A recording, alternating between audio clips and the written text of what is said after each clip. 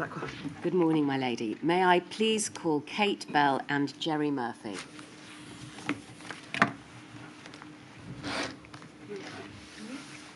I do solemnly, I do solemnly, sincerely and truly declare and affirm that the evidence I shall give shall be the truth, the whole truth, and nothing but the truth. If you repeat after me, I do solemnly, sincerely and truly declare and affirm that the evidence I shall give shall be the truth, the whole truth, and nothing but the truth. Lovely. Sit down, make yourself comfortable. Thank you both for the assistance that you've so far given to the inquiry and for coming to give evidence this morning. Miss Bell, if I can turn to you first, please. You have provided a witness statement, which is at 177807. It's dated the 21st of April of this year. And can you confirm, please, that it's true to the best of your knowledge and belief? I can. Thank you. Mr. Murphy, your witness statement is at 177806. It's dated the 19th of April. And again, can you confirm that it's true to the best of your knowledge and belief? I can. Thank you very much. Whilst you're giving evidence, please keep your voices up, speak into the microphones so that the stenographer can hear you for the transcript. If either of you would like a break at any time, please just say so. But we will break throughout the course of your evidence at least once. Miss Bell, you are the Assistant General Secretary to the Trades Union Congress. The TUC was founded in 1868 and, as you tell us in your witness statement, brings together 5.5 million working people who make up its 48 member unions from all parts of the United Kingdom. Do you have members, therefore, in England, Wales, Scotland and Northern Ireland? We do, and just to start, can I say thank you for the opportunity to give evidence to the inquiry? Not at all. Thank you very much. You've provided a very helpful document, which we can see at 103540, which sets out the broad range of sectors and professions covered by the TUC's 48 member unions. And as we can see as we scroll through this document, that they come from a very wide range of professions: mobile civil aviation workers, workers in the food industries, chartered physiotherapists, teachers, lecturers, fire and rescue workers, the Hospital Doctors Union, musicians and performers, building society workers, journalists, copywriters, coal mining people, footballers, radiographers, and academics, and the Writers' Guild of Great Britain being represented as well. Can you tell us a little about what the TUC does, its purposes and its aims, please? Thank you. So, thank you again for the opportunity to give evidence. And I just want to recognise the sacrifice that so many of our members made during the pandemic across all of those industries that you mentioned. Many of them were affected. So the TUC exists to represent working people across the economy. We coordinate unions. We provide them with services, whether that's education services or services around the development of union services. And we also represent those unions, whether that's to government or to other decision makers in society. So we aim to provide a voice for working people right across the economy.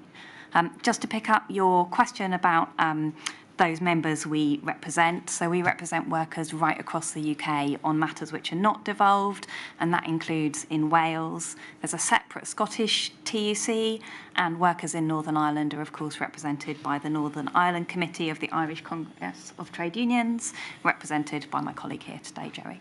Thank you. You've mentioned Wales there. Your statement to the inquiry has been served on behalf of the TUC and also the Wales TUC. Is that right? That is right. And WTUC Cymru has 48 member unions and represents 400,000 workers. Is that right? That is correct. Is the WTUC run along the same lines? Does it have the same purposes and aims as the TUC? And is there a great level of interconnection between the two organisations? Absolutely. So the Wales TUC does form part of the UK TUC, but of course has its own devolved structures and general council and decision making and representing directly to the Wales government as well. Thank you very much. Mr Murphy, coming to you.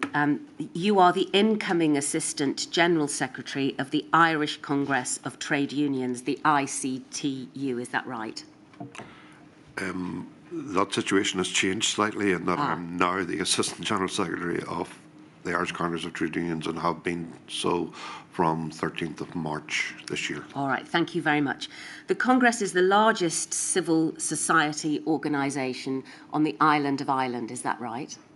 That is correct. We are 800,000 people. We represent 800,000 people across the island, 200,000 of which reside in Northern Ireland.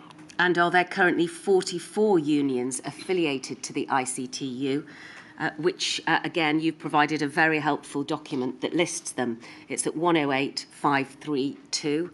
And if we can scroll through this document, please, we can see, as with the previous document, there are a great range of organisations represented, teachers, nurses, prison officers, transport salaried staff, Veterinary Ireland is represented, and also USDOR. And can you also confirm what the ICTU has as its purpose and its aims, please? Well, the ICTU's purpose very largely mirrors that of the Trade Union Congress in England and Wales, and indeed Scotland and Wales. We represent and advance the interests of working people. We negotiate national agreements when empowered to do so by the constituent unions. We promote the principles of trade unionism. We seek to assist and develop the capacity of our affiliate trade unions, and we seek to regulate relationships between those trade unions and indeed between those trade unions and the government. And how closely related is the ICTU to the TUC? We're very closely related to the TUC and indeed to the STUC and the Welsh TUC as well. We meet formally on an annual basis in a body called the Council of the Isles.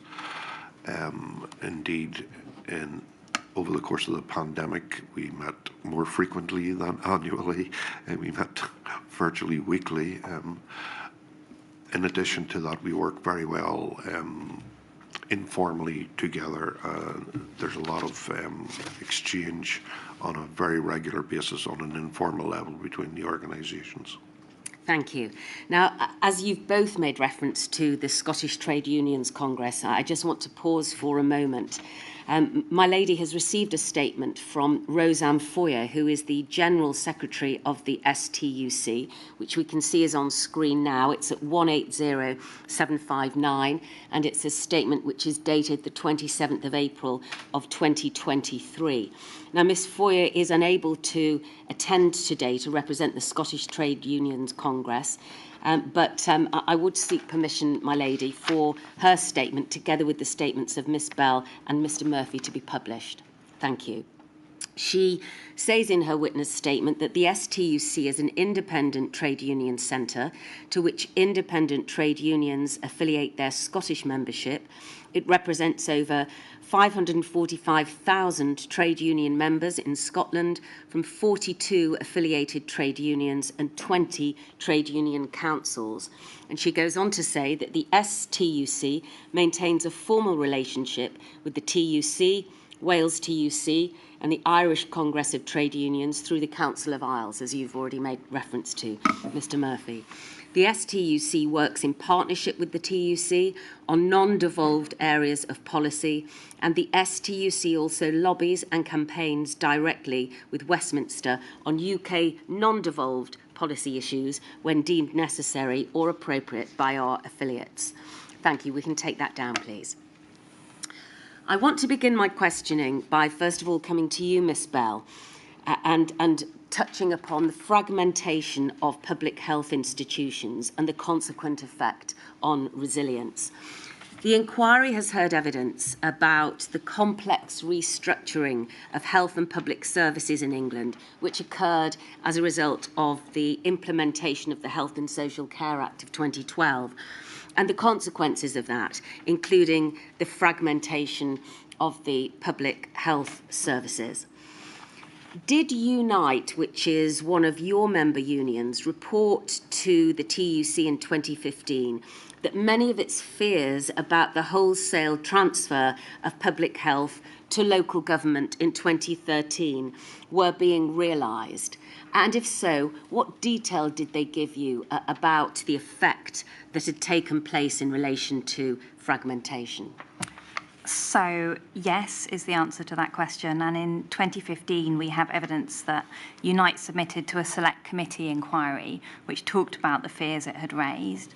They said that those working in public health had reported swinging cuts to public health services, reductions in staff terms and conditions, training and pay, poor morale and deprofessionalisation and loss of status. And of course that fragmentation was accompanied by sharp cuts to the public health bodies, which we also believe had an impact on pandemic preparedness. Was there a concern about the divergence of the workforce, with non-medics moving towards local authorities and medics moving towards Public Health England and the NHS? This was something which my lady heard about during the evidence of Dr. Kirkella. Was that reflected in the reports that the TUC began to receive, according to what your members were experiencing in relation to public services? I think that fragmentation more broadly was certainly something that unions representing members in these services were reporting, both the fragmentation between public health authorities and, of course, the NHS, but also the broader sense of fragmentation following the Health and Social Care Act. This was something, again, that the TUC had raised in submissions. So, for example, in our 2015 submission to the Comprehensive Spending Review, we talked about increasing fragmentation. We said the government's top-down restructuring of the NHS and a prolonged funding squeeze have created endemic financial stress throughout the health service, which is leading to a deterioration of outcomes for patients. And again, we talked around the fragmentation and complexity of commissioning. So that was, again, throughout public health, but also across kind of the wider NHS services. What reports did you get about concerns around the status and independence of directors of public health following the implementation of the Act? I don't have evidence of direct concerns around the independence of public health officials, but we do have some concerns here around plans to scrap strategic health authorities. So in 2011, Unison's head of health, Karen Jennings, said that the union was very concerned about plans in the Health and Social Care Act to scrap strategic health authorities. And she says they played a key role in coordinating the response to issues such as swine flu, monitoring standards and overseeing workforce issues. So I think when it comes to the strategic level, those are the concerns we have evidence of being raised.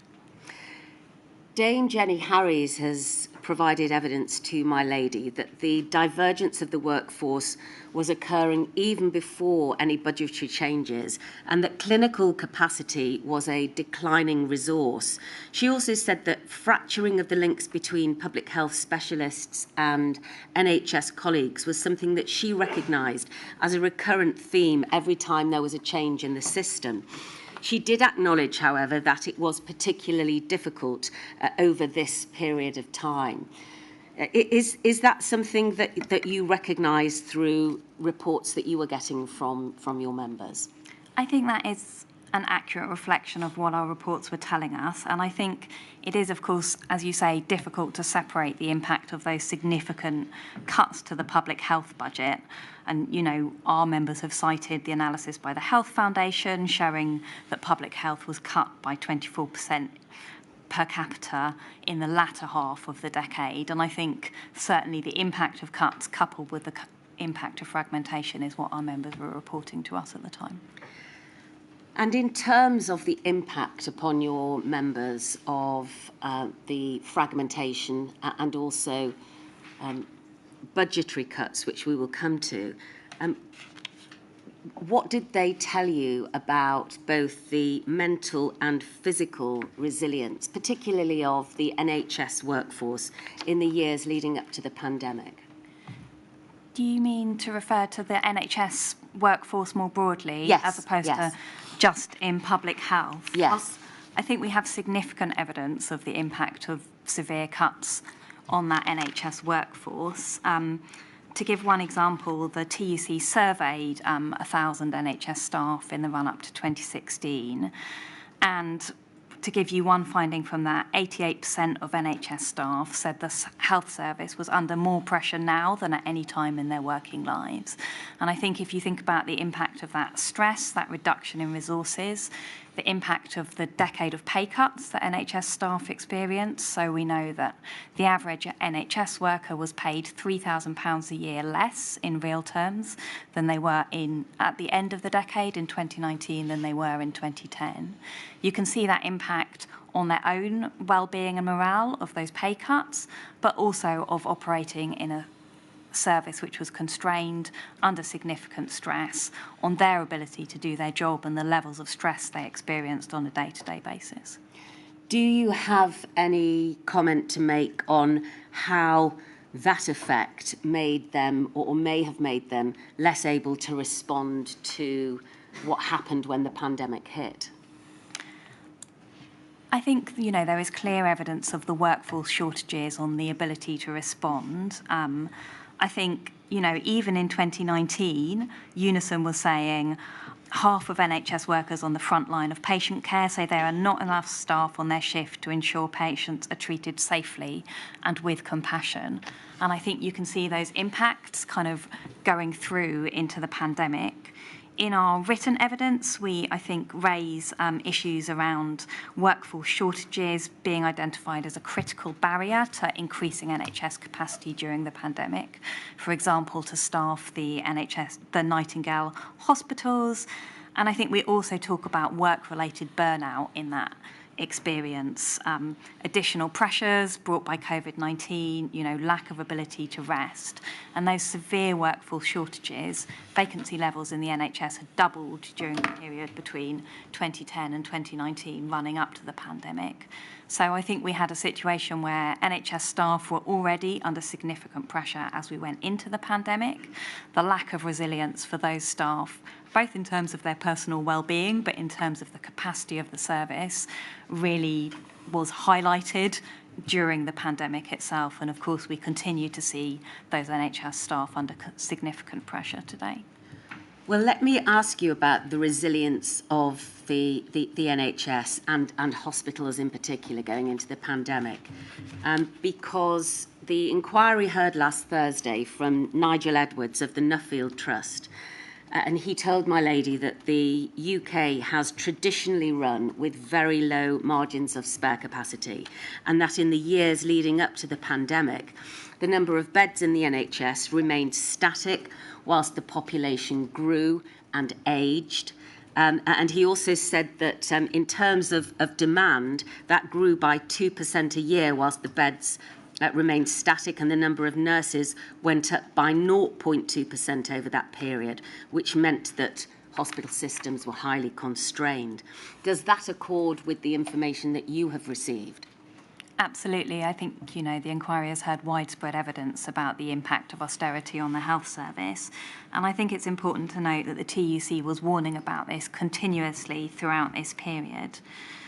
In 2016, we published a joint report with the NHS Support Federation, which was called NHS Safety, Warnings from All Sides. And that set out an unprecedented series of warnings, raising the alarm about pressures on the NHS. That was from a wide range of organisations, and it talked about how it was common for health organisations to report that staffing was below safe levels and that low levels of funding increase from the government were leading to, I quote, short-term fixes that will ultimately increase the cost of healthcare. And that report brought together evidence from a wide range of organisations, our own member unions reporting those significant pressures, but also professional organisations, the Nuffield Foundation, I think from memory, the King's Fund were also included in that. So I think there was very clear evidence that the NHS was under pressure in terms of its capacity, in terms of, as you said, bed space, but also in terms of staffing levels, and this was having a significant impact on the ability to cope with additional shocks. You say at page 41 of your witness statement that the TUC in their 2018 autumn budget submission referenced the latest quarterly monitoring report from the King's Fund, which stated that there is simply not enough capacity in hospitals to cope with rising demands for both emergency and planned care, with 4.2 million patients on waiting lists today, that's as at 2018, compared with around 2.5 million in 2010. But it wasn't just the amount of staff and capacity. Wasn't it also at the fact that there was an increasing amount of temporary staff? In that, I think we heard from Nigel Edwards last week that there were growing demands, but there were many more people being employed on temporary contracts. What effect does that have in terms of the workforce being able to respond to emergencies and an increasing level of demand? Well, we know kind of across the whole workforce, not just in the NHS, that the use of temporary staff can add to additional pressures. Of course, those staff will need extra time to familiarise themselves with ways of working within the health service, with their colleagues, and have the understanding and trust that obviously builds up when you've been working with people over a long period of time. And I think just to give you a bit more of the evidence from that survey of NHS staff I referred to previously, they found that 69% of NHS workers said reductions in staffing and resources were putting patient care at risk. And I think that again relates to that big vacancy level, basically, that you were seeing, that doubling in vacancies, some of that being plugged by temporary staff. But that really, you know, health workers reporting time and time again that this was something that was not only making their jobs more difficult, but putting patient care and safety at risk. Moving over to Wales, please. What were the key challenges faced by NHS Wales leading up to the pandemic? And I'm thinking in particular in relation to funding and capacity. So, as with the rest of the UK, 10 years of austerity did have a damaging effect on public services in Wales. And the Wales TUC set out in 2019 some of the impacts of that. At that point, the Welsh Government's block grant was around 5% lower in real terms than in 2010-11. And to respond specifically on the NHS, that meant you had 6,000 fewer people working in the NHS at that time. Obviously, the Welsh Government did have the opportunity to make some different choices. We know that social care had some more protection during that period, and the Welsh Government did not impose the Health and Social Care Act. And I think in the evidence from the NHS Confederation, you see a little bit around the impacts of that on kind of the ability to coordinate. But we did have those very significant reductions in the Wales NHS, those big staffing reductions and similar kind of reports of staff shortages being reported there. Thank you. Mr. Murphy, I want to come to you now, please, and ask you about health spending in Northern Ireland in the 10 years running up to the onset of the pandemic. What do you say about the level of spending and how that might have affected workforce capacity and also surge capacity within the health organisations?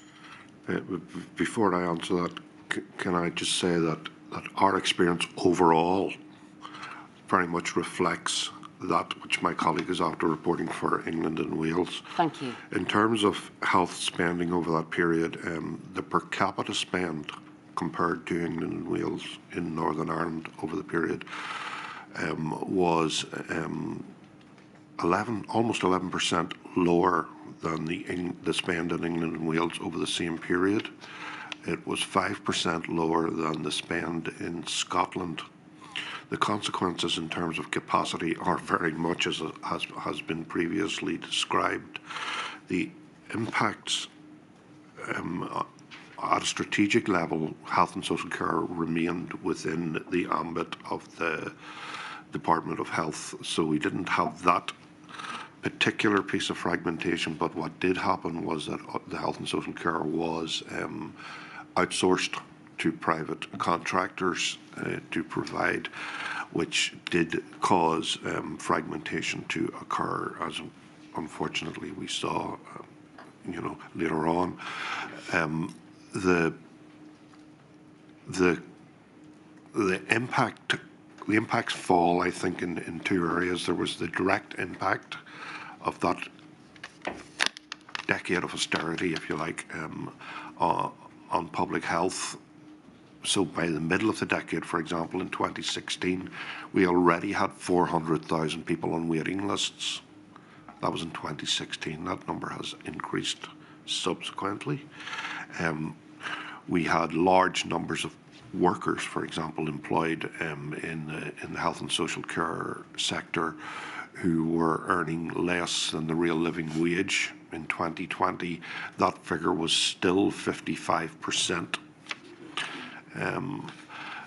So I suppose, without repeating all of what my colleague has said here, the impacts, I think it's not an understatement to say, were pretty negative. One event, significant event of 2016 was the publication of the Bengoa report, about which my lady has heard, which stated at paragraph 22 that the health and social care systems in Northern Ireland and in other jurisdictions are reporting severe difficulties in recruiting and retaining staff.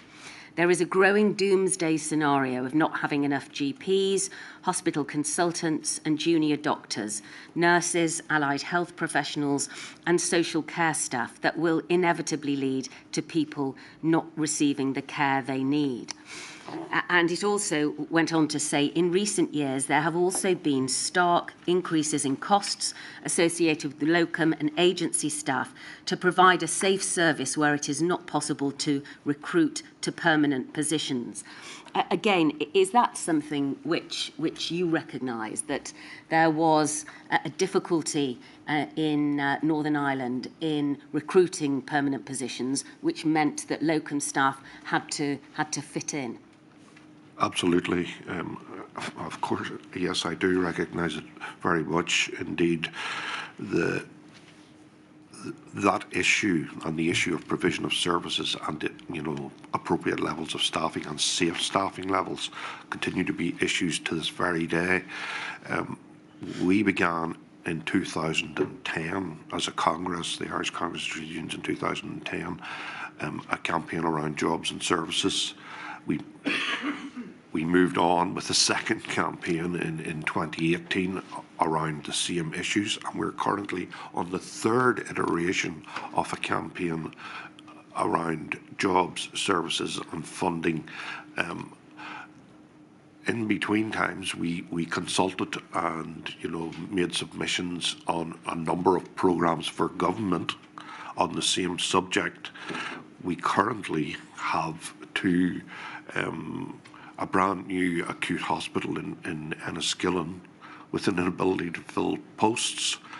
This is reflective also of the experience in England and Wales. Unite, for example, brought this to the attention of the British government in 2011 in a submission they made. Unison indeed brought it to the attention of the Northern Ireland Executive in 2016 in a submission which they made, and as I've already pointed out, we have been doing it as a Congress continuously really for a decade, so huge impacts again. Well, one of the issues, as my lady has heard about from several witnesses, that pertained and continues to persist is the lack of ministerial oversight from time to time. And Robin Swan told my lady that the lack of an executive between 2017 and 2020 had an adverse effect on the preparation of the health and social care system, because it contributed greatly to inadequate staffing levels at the time, and key decisions couldn't be taken around those issues in the lack of any ministerial presence and oversight. When he gave evidence, Mr. Swan said that he was of the view that Stormont had let the NHS in Northern Ireland down because it hadn't looked after health and social care services as well as it could, and that vital services were underfunded, that short-term decisions were preferred over long-term planning, and that difficult choices were ducked. Do you agree with the description that he gave to the inquiry about how things were left to drift, if I can put it in that way, in the absence of any ministerial oversight? I entirely agree with them, and I think we should all be very grateful to Robin Swan, not only for the work which he undertook over the course of the pandemic, but for his frankness to this inquiry. It's particularly disappointing given that Raphael Bengoa had produced what was at that point the third reporting on the inadequacies of the existing health and social care system in Northern Ireland, and compounding that, the minister at the time, Michelle O'Neill, had produced a report which had achieved something pretty unique in Northern Ireland circumstances insofar as everybody was bought in. So 5 political parties and the trade union movement generally all bought into the plan which was being brought forward. And then in January of 2017, the executive collapses, and it's not possible to enact any of that. So I would agree with the thrust of your question, yes. Thank you. Professor Sir Michael McBride also gave evidence to the inquiry. He told my lady that the health service in 2020 was not as resilient as it had been back in 2009 for a number of reasons. There were several contributing factors to the increased lack of resilience. How resilient do you consider the NHS in Northern Ireland was going into the pandemic? Going into the pandemic, it had already been on the receiving end, as indeed had the entire public service, of 10 years of austerity. You know, that had saw, for example, over that period, the recurrent budget fall by 177 million or 1.6%. Now, given that health inflation is generally accepted to run at approximately 6% per annum, you don't have to be a genius to work out that, you know, there are going to be negative consequences. So it wasn't in a particularly good place, I believe. The evidence would suggest that. Indeed, the evidence this inquiry has heard would suggest that further. So it wasn't in a good place. That's pretty evident, and Raphael Bengoa references it in his report in terms of medical and health and social care inequalities. So it was pretty clear that, you know, those who were less well off were the actual reference point I think Bengoa uses is hospital admissions. So those from less well-off areas, their hospital admissions were considerably more than those from more prosperous areas, shall we say. But that was manifested not only in that, it was premature death, suicide rates, all sorts of negative indicators. Thank you. I'm just going to pause for a moment and move over to Scotland to see what Miss Foyer's witness statement says on these subjects. And it's at 180759. We can see, if we read from paragraph 13, that at the start of the pandemic, Scotland's health, social care, local authorities and other key public services were already struggling. Staffing levels had been cut across devolved public services, including the civil service, other public bodies, colleges, local government and schools. The UK government's austerity programme slashed government spending across departments and reduced the Scottish government budget year on year. Scottish government spending decisions had also resulted in cuts to local authority budgets at a higher rate than the reduction to the Scottish government budget. COSLA, that's the Convention of Scottish Local Authorities, represents local authorities across Scotland and reported in fair funding for essential services. In the last 5 years, the Scottish budget has reduced in real terms by 0.4%. Local government budgets have reduced 10 times that much by 4%. In the same publication, COSLA reported that the workforce had fallen by 15,000 in the last 5 years and warned there is no room left for manoeuvre. This evidence aligns with reports by Unison Scotland, who conducted a series of surveys of members working in local government, which showed the impact of the budget levels on services and workers. Unison Scotland represents over 150,000 members and is the largest union in local government in Scotland. Unison reported that cuts to staffing and increased workloads are placing enormous strain on staff. The majority of members report that their workload is growing and that they are working long, unpaid hours and skipping breaks to try and maintain a quality service. Morale is very low. Staff feel undervalued and exhausted by the efforts they put in to maintain services. The loss of business support staff means that many spend time on admin tasks when they should be focusing on other parts of their jobs, which would provide a better service to the public. Salami slicing of services avoids headlines, but the long years of austerity are having a severe impact on our services and the staff trying to deliver them with limited resources. Thank you.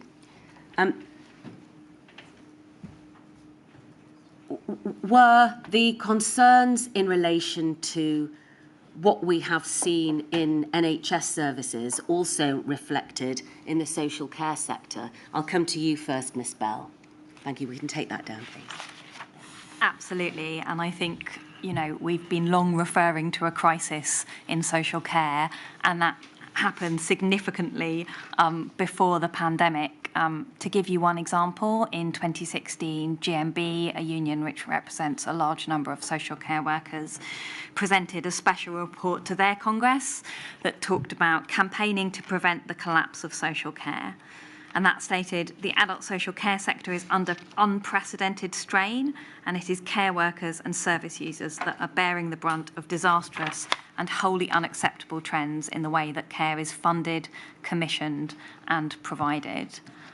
I'm a member of the government's Low Pay Commission that hears evidence from social care employers and workers every year. And every year since 2017, at the point at which I became a member of that commission, we have heard both from employers within the social care sector and from workers themselves that the sector is in crisis, that terms and conditions are particularly poor. To give you some specifics on the terms and conditions for the social care workforce, so that GMB report, using data from April 2015, found that a quarter of all care home staff were earning less than £7 an hour. And that's at a time when the national minimum wage was £6.50, so a very, very low paid workforce. Turnover rates across the whole sector were 25%, 30% for care workers, and a quarter of those workers, as is still the case today, unfortunately, were on 0 hours contracts. So an underpaid, an insecure workforce, and one coping with significant funding pressures. Thank you. The inquiry we'll hear this afternoon from Dr. Jennifer Dixon of the Health Foundation. She has provided a witness statement which sets out the fact that as the pandemic emerged, England's system of adult social care was underfunded and understaffed, and that when adjusted for an ageing population, funding per person fell by around 12% in real terms between 2010-11 and 2018-19. She goes on to say that despite rising needs, fewer people were receiving support from local authorities over that period, and that workforce shortages were estimated at approximately 120,000, and that many care homes relied on agency staff working across multiple sites. She describes that the organisation and delivery of social care in England was complex and fragmented. Does that description sit alongside what you have received from your members? Absolutely. I think you have that combination of factors, the sharp cuts in funding to local authorities, which have been described in our witness statement, and of course throughout the inquiry, affecting the funding of social care, the fragmentation. So I think the National Audit Office found in 2020 there were 14,800 registered organisations providing care across 25,800 locations. So a hugely fragmented and diverse sector, and one which was not able to and was not paying its staff adequately or giving them the decent terms and conditions they needed.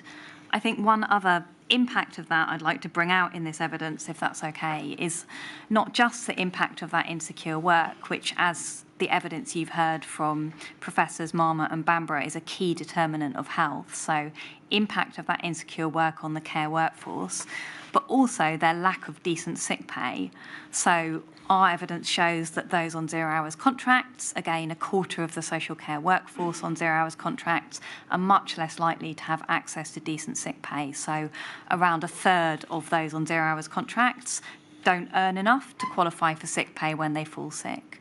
We also had evidence throughout the pandemic, again highlighted by GMB, that many workers in the social care sector were not receiving contractual sick pay, so they were simply receiving the statutory minimum.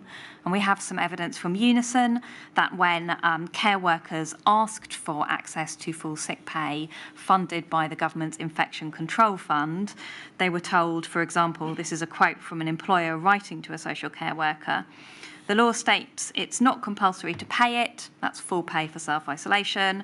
These are not my decisions. It's head office that decides it all." I'm sorry, we're moving on now. I'm afraid we're going way beyond the scope of Module 1. My lady, I was just about to invite Miss Bell to bring herself back to the period of time that Module 1 is concerned with. I would, though, like to ask you about planning within the care home sector for infection prevention and control.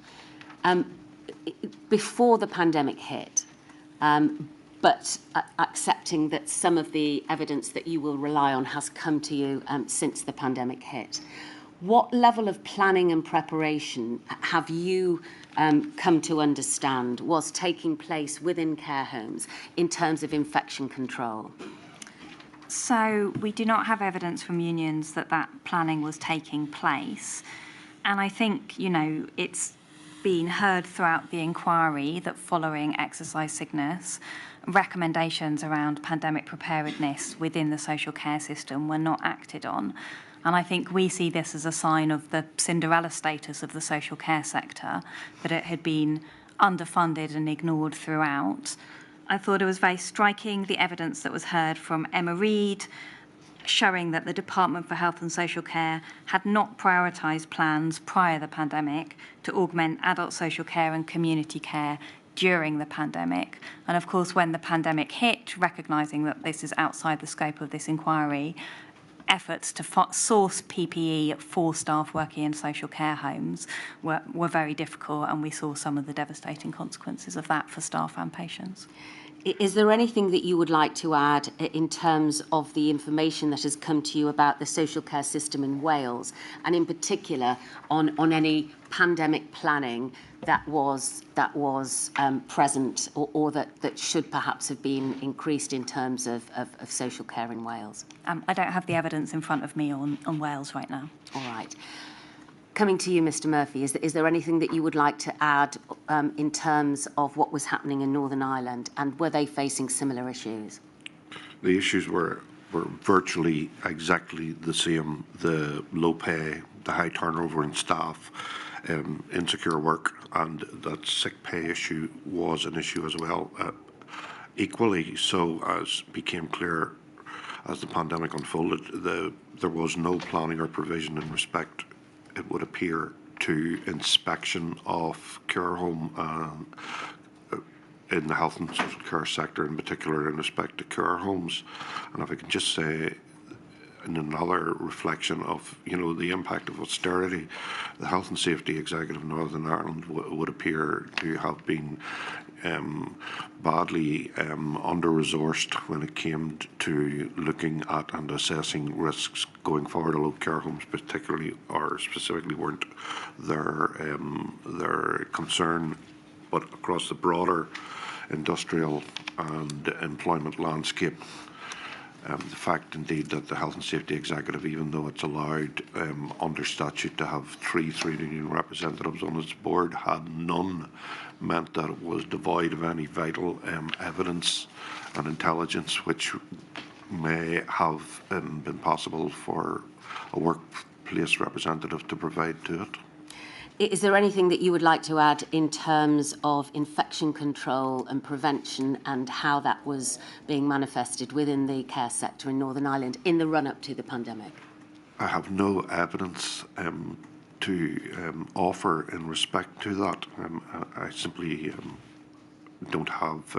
We have nothing from our affiliated trade unions, and nothing from our interactions with the Northern Ireland Executive at that time either. All right.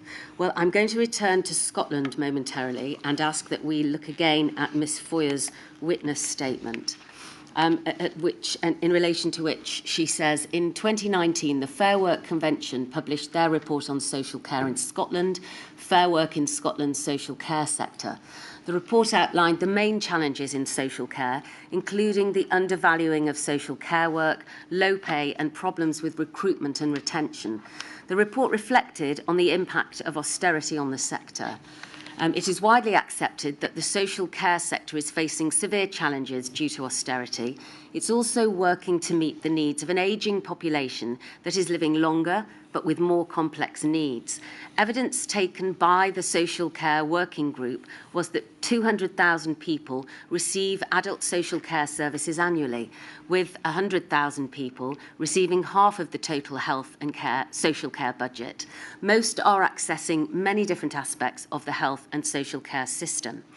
Further, the report detailed the complexities in the mixed market economy of social care, the changed role of local authorities in delivering care, and the challenges in commissioning and procuring, where both voluntary and private providers reported budget pressures due to procurement processes.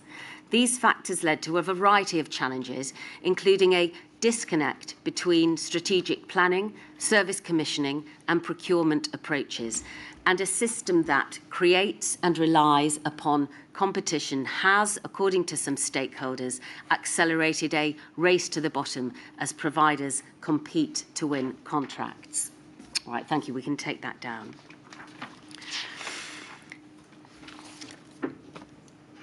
I want to move on to touch upon information that has come to your attention about gaps in PPE planning. Ms Bell, the inquiry has heard evidence about the pandemic stockpile, and PPE will be the subject of more detailed analysis in a later module. But you deal in your witness statement with the lack of planning for PPE across sectors other than health and social care, and I would like to deal with that, please.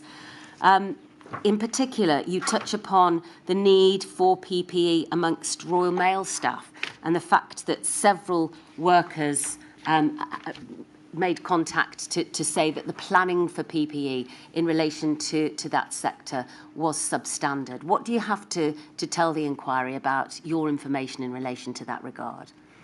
So our kind of evidence on the lack of planning for PPE beyond the healthcare sector is really evidenced by the experience during the pandemic. So we can't say it's difficult to talk about the absence of something, but the evidence we have from during the pandemic suggests that there was a lack of planning across other sectors. So, as you mentioned, our witness statement sets out the Communication Workers Union. Yes. They were receiving numerous accounts from Royal Mail staff that sourcing PPE was next to impossible. And of course, they'd been designated as key workers who needed to continue working during the pandemic. We also had evidence from the Prison Officers Association in March 2020. They warned their members that the prison service was planning to ration supplies. Is that straying in? We're straying in. All that really you can assist my lady with in this module is information that has come to your attention about the lack of planning. If we're straying into module 2, then I think we need to leave that until that module begins. Is there anything that you would like to add, Mr. Murphy? Apart from the fact that we weren't consulted at any time about planning or PPE, the provision of PPE in the run-up to the pandemic. Right. I think it's right to say as well that in her witness statement, Ms Foyer confirms that the Scottish TUC received reports from trade unions at a very early stage in the pandemic about lack of planning of PPE. So that appears to be a general theme across all the nations. All right. I want to now turn to the extent of the engagement between the government and various trade unions with respect to civil contingency planning. So I'm going to come to you first, Miss Bell, to see from information which you have received from your members, to what extent did the government seek the views or draw on the expertise of your organisations, the TUC and the Welsh TUC, or indeed individually some of your members? What information can you give my lady about that? So to the best of our knowledge, there was no consultation or attempt to engage with trade unions or the TUC regarding civil contingency planning. At all? Not as far as we're aware of. Mr Murphy, what's your experience in that regard? My experience, unfortunately, is exactly the same as that of my colleague. There was no attempt to engage, as far as we are aware, no attempt to engage at Irish Congress Trade Union level or with individual trade unions. Right. And returning to you, Miss Bell, what, first of all, could the TUC have provided to the government by way of advice and assistance in relation to civil contingency planning?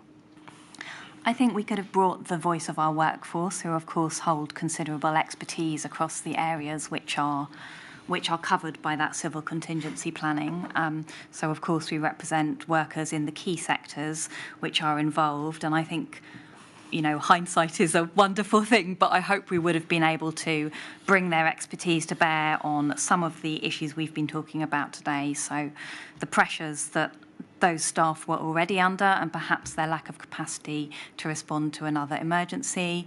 I hope that we would have been able to raise the fact that those workers beyond the health sector were likely to face an impact, recognising that healthcare workers travel to work, need to use community services, and to recognise the interrelationships between those workers, which is of course a core issue of the TUC. And I think, you know, our experience is that the process of dialogue with the workforce, as is common in many other areas of public life, is one that normally reveals issues and the expertise of the workers on the front line, and we hope that we would have been able to provide some of that insight and information. All right. And Mr Murphy? Very much the same, and I think what probably could add would be intelligence to that as well. I think it might have been extremely helpful to the Northern Ireland Executive to have the insight from people on the ground, you know, who are providing the services directly. And I don't mean those managing, I mean at levels below that, it would have been extremely helpful. For example, PPE was mentioned earlier. I think the absence of PPE would have become apparent much quicker had the actual workforce been involved in the preparing for the pandemic. In terms of future preparedness, to what extent, Miss Bell, have things improved up until today's date in terms of consultation with the government and the TUC, or what do you suggest might take place from today going forwards? And does the TUC recommend any particular areas in relation to which the government might reach out to you? Certainly. So I think to start with that point about consultation and dialogue, we think that the process of social dialogue and regular consultation with trade unions should be a key part of how government does business normally, and that should include the process of planning for future emergencies. And we hope that the experience of our members throughout this pandemic, terrible experience for many of them, might be used to learn future lessons.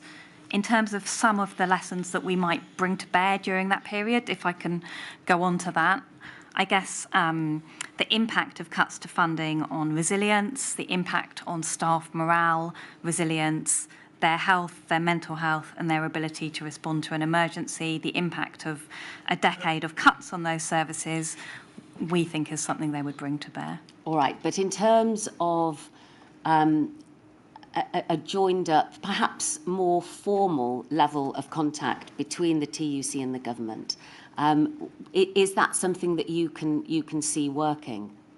Absolutely. So there are some still social dialogue institutions within the UK where we have that formal process. I mentioned the Low Pay Commission. There is a health workforce forum which could provide one opportunity to do that. There may be other workforce forums, but we would imagine at the national level there should be a structured process of dialogue with unions and employers. Can you explain to us how the workforce forums are set up and how the government might be involved in that? So normally that would be a situation where the government meets on a regular basis with representatives of the trade unions. The TUC would normally suggest which unions might represent workers within the sector that's of particular relevance. And I guess the key points are regular meetings, a spirit of openness and collaboration, and a clear process for how government and unions themselves will act on those findings. So that's the key system of a kind of process of social dialogue that we would want to see in the context of emergency planning as well. And I think you've described how those forums are beneficial in other areas that the TUC looks at on behalf of its members. Is this something which is difficult to organise? Is it something which the TUC could assist to facilitate? I don't think it's difficult to organise, but the TUC exists, to provide that kind of representative and that mediating function between government and unions. And, it's absolutely our job and something we're very willing to do to provide that forum to ensure there is access to representatives of the workforce. And is there anything to suggest that your members would not be prepared to engage in workforce forums of that nature? No. No. All right.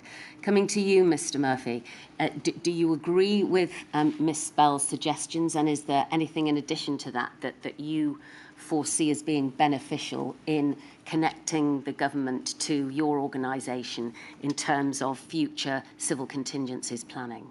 I absolutely agree with Ms. Bell that a formal social dialogue mechanism to facilitate cooperation and joint working, if you like, between government and the trade unions is essential. Indeed, in Northern Ireland, such a body was established in 2005 by the then Secretary of State Paul Murphy. Unfortunately, it didn't meet after 2016. We campaigned and have continued to campaign pretty relentlessly on this subject. We think it would be extremely useful. It works very well for our Welsh counterparts. It works very well for our Scottish counterparts. It works very well across mainland Europe in various countries, and we think it would work perfectly well for us. There was a glimpse of how it might work at the very beginning, and I'm hopefully not straying into Module 2, at the beginning of the pandemic, with the establishment of the Northern Ireland Engagement Forum, which was able in 2 weeks to produce 2 very important documents, which then became the bedrock of the Northern Ireland executive response in terms of workers and workforce. Yes. So there is examples of how it could work. All right, thank you very much. My lady, I'm being invited to take a short break at this stage. I appreciate it's slightly earlier than we would normally do so, but may we have our mid-morning break now, please? I was saying, when you said short break, you're talking about the usual Yes, break. yes, please. Right, 11:45, please. Thank you. All rise.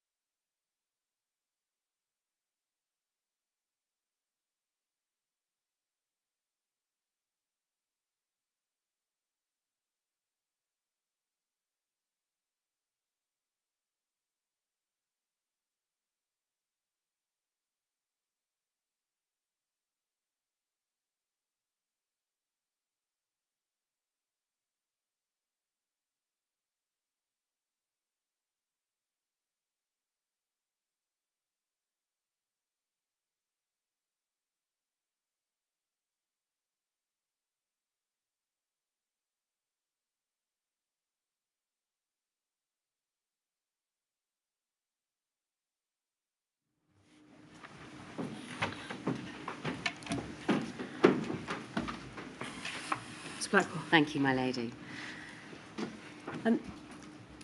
Just before the break, we spoke about ways in which the government can connect with your organisations, both in terms of the TUC and in terms of the individual organisations that make up your membership.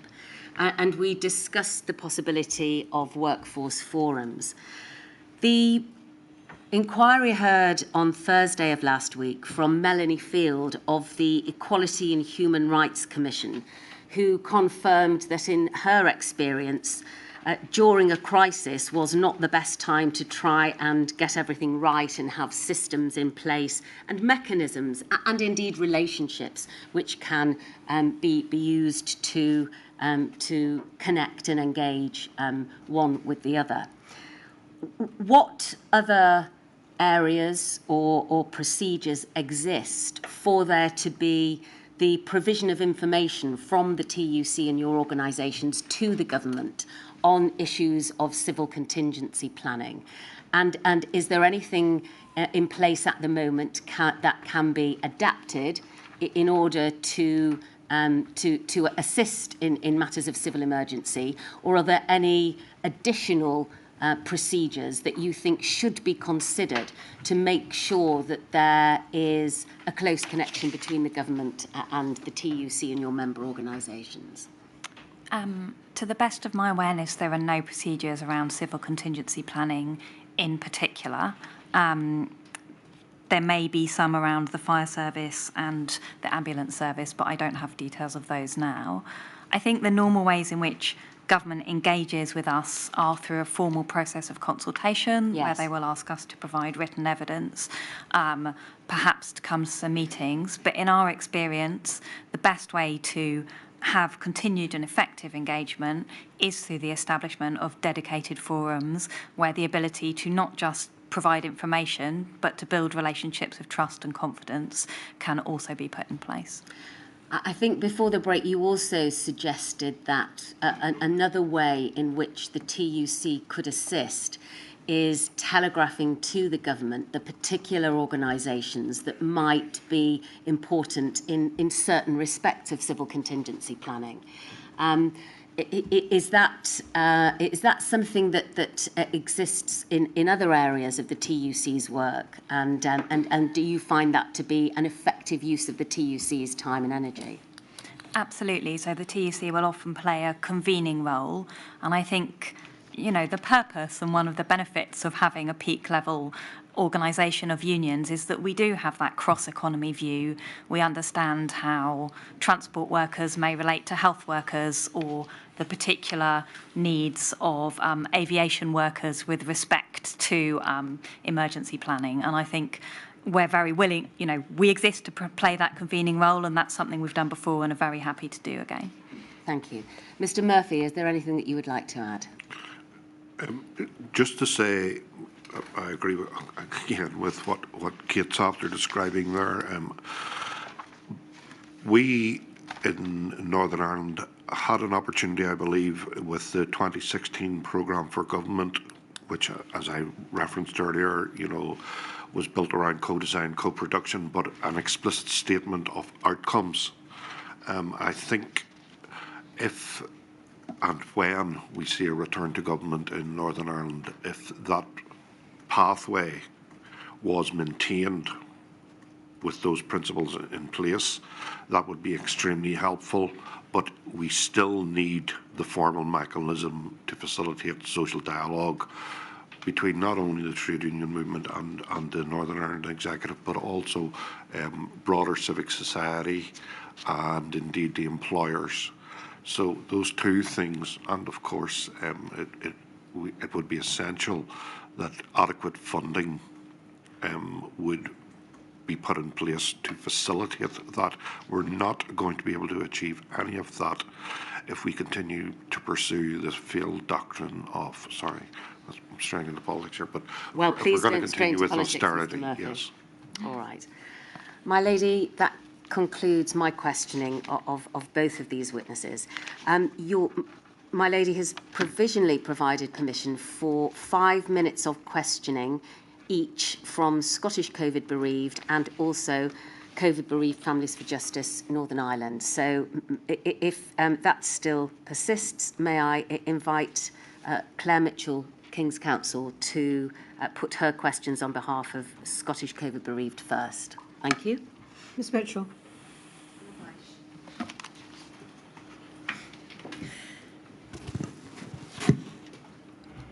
We've heard evidence about the well-being of healthcare workers this morning. You've talked about the additional stress that was caused by the 10 years of austerity. I want to ask you more broadly about workers, perhaps with vulnerabilities, and we've heard in your evidence this morning about zero-hour contracts, insecure work, and the effects that they have on sick pay. I would like to ask each of you, did the 10 years of austerity pre-pandemic disproportionately affect the health of workers who had vulnerabilities, making the vulnerable more vulnerable when the pandemic arrived? And perhaps if I can ask Mr Murphy first. I think that's absolutely correct. What 10 years of austerity did was it exacerbated existing inequalities right across society. So the working people, the families of working people and communities as a whole who were already suffering from economic inequality, health inequality, educational inequality, and all of those things were exacerbated as services receded in the face of government cutbacks. And can I ask the same question to yourself, Ms Bell? Yes, absolutely. I think the extent of insecure work is something that had been highlighted frequently in the years in the run-up to the pandemic. You'll remember the UK government commissioned a report into the quality of work called the Taylor Report, and widespread evidence was provided during the period of that work of the impact of poor quality work on people's health. So the report states the quality of people's work is a major factor in helping people to stay healthy.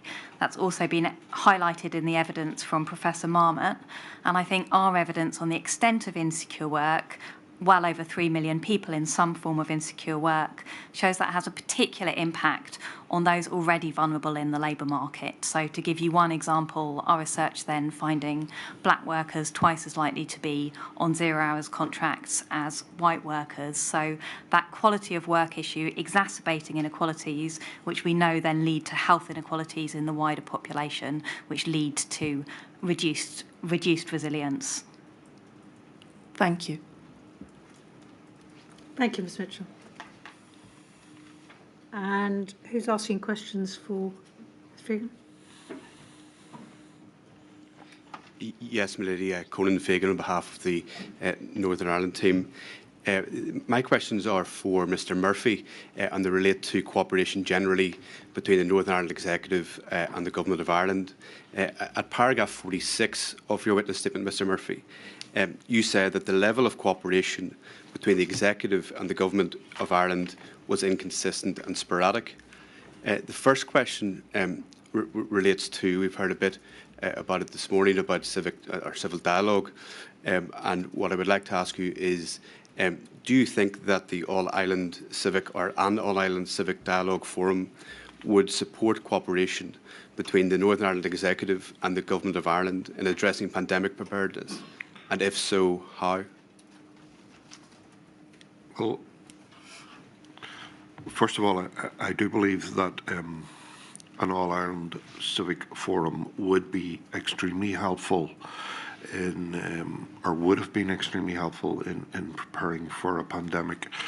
There were existing, and there are indeed existing areas of cooperation in the area of health on an all-island basis. Children pancreatic cancer services, or paediatric cancer services being one example.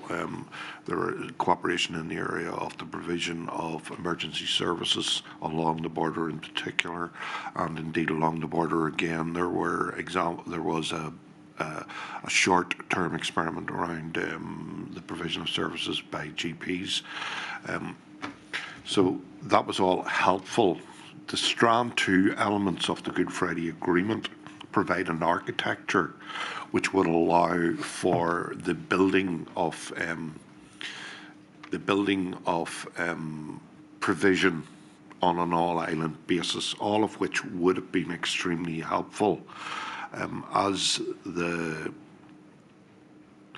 pandemic unfolded, there were what we describe as sporadic attempts to align, if you like, the response in the two jurisdictions. That wasn't entirely possible. There were different stages of lockdown, there were different stages of restriction, there were different processes at play at different times, and indeed different responses to data being produced as well. So I think the short answer to your question is yes, and the provision of such a forum would be extremely helpful and possibly one of the learnings that we may take from this. Thank you, Mr. Murphy. The second question that I have relates to how trade unions across the border could cooperate. And it is, how have the trade unions in Northern Ireland and Ireland been involved in promoting cooperation on pandemic issues? Pre-pandemic, there wasn't any work to any significant degree in that area. Over the course of the pandemic and post-pandemic, that has improved. We're now about to see, for example, the unfolding of a fairly significant health project involving Unison and Forza, which is the second largest public service trade union in the Republic of Ireland. So there definitely is scope for the trade unions to move into that space. It isn't possible, or it wasn't possible pre-pandemic, but I think we've all learned now that closer cooperation has to be, you know, something that we factor into how we prepare for civil emergencies or pandemic in the future. And just to take up that theme, the final question is, how could cooperation between the Northern Ireland Executive and the Government of Ireland be improved in the future, and particularly regarding pandemic preparedness and response?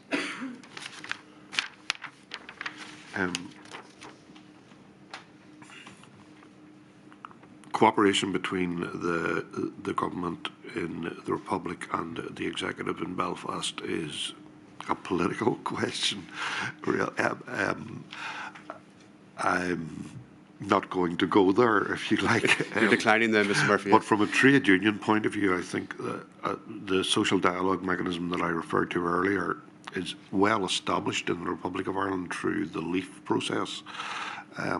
So I think we could borrow from them in that respect and apply in the North. And that would, I think, greatly assist not only with the work of the trade union movement, but would allow for increased levels of working across the economy as a whole. Thank you, Mr. Murphy. Thank you, my lady. Thank you, Mr. Fague.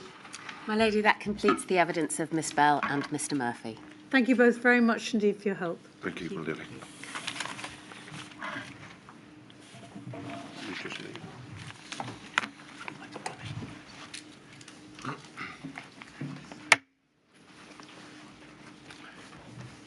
My lady, the next witness is Professor Philip Banfield of the British Medical Association. Counsel, please.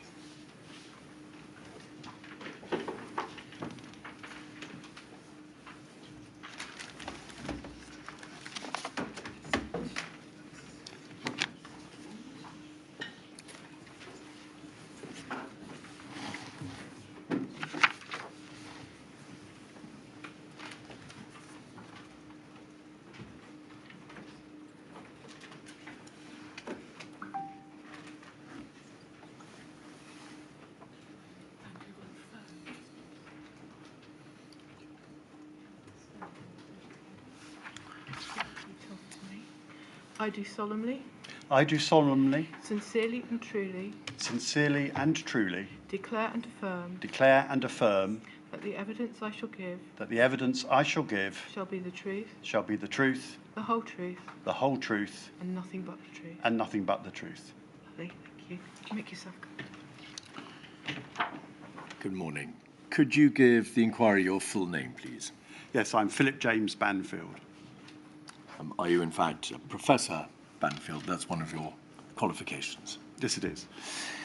Thank you very much for your assistance and for the provision of your witness statement dated the 12th of April, 205177, which you've signed, dated, and affirmed to the truth thereof.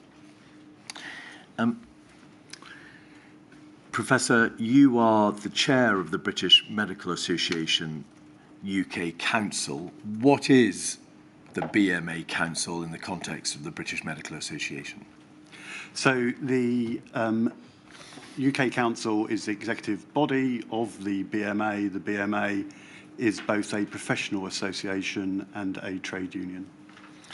Have you, in fact, sat on the UK Council since 2012, and were you before then a representative in the British Medical Association of BMA Cymru Wales for many years? Yes, I have been.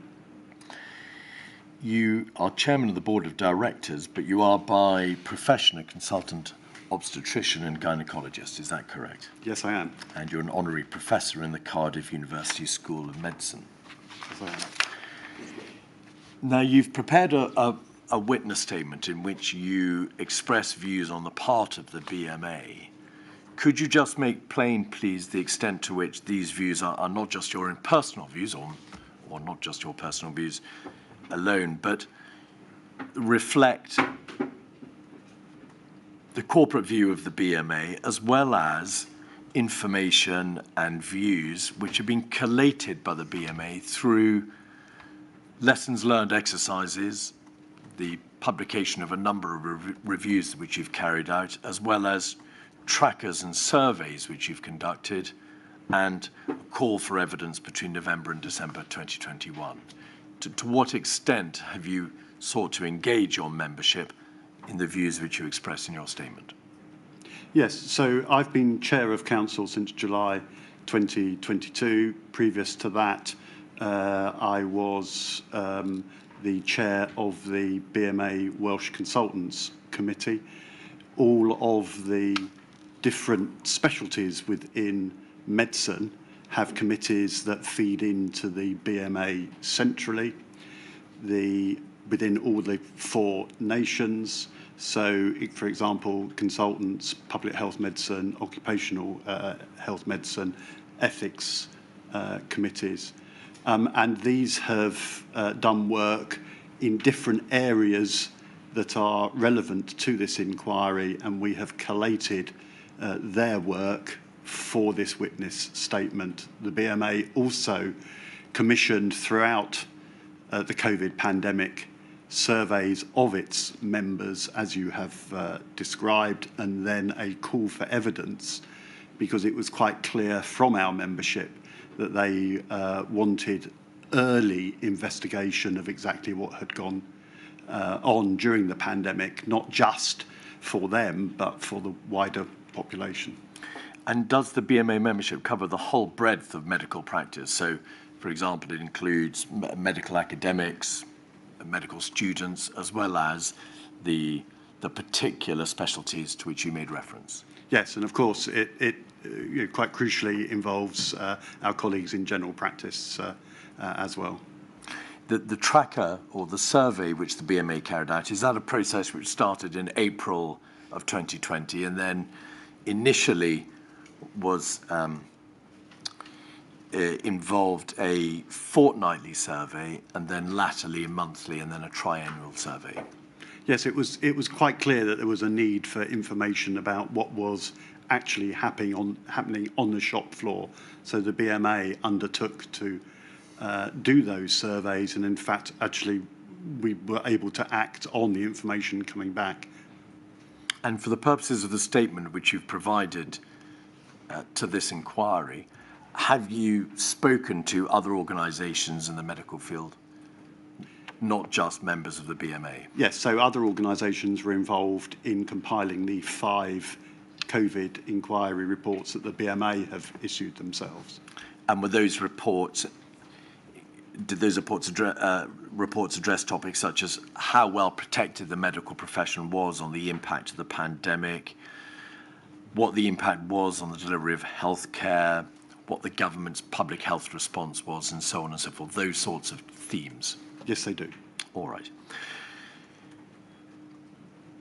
Now, just turning to the broad functions of the BMA, do its functions include calling for, in a general sense, improvements in healthcare and also for improvements in the health of the population, alongside the various other more specific functions which you perform? Yes, so we advocate for high quality healthcare, and we advocate therefore for the population that we serve.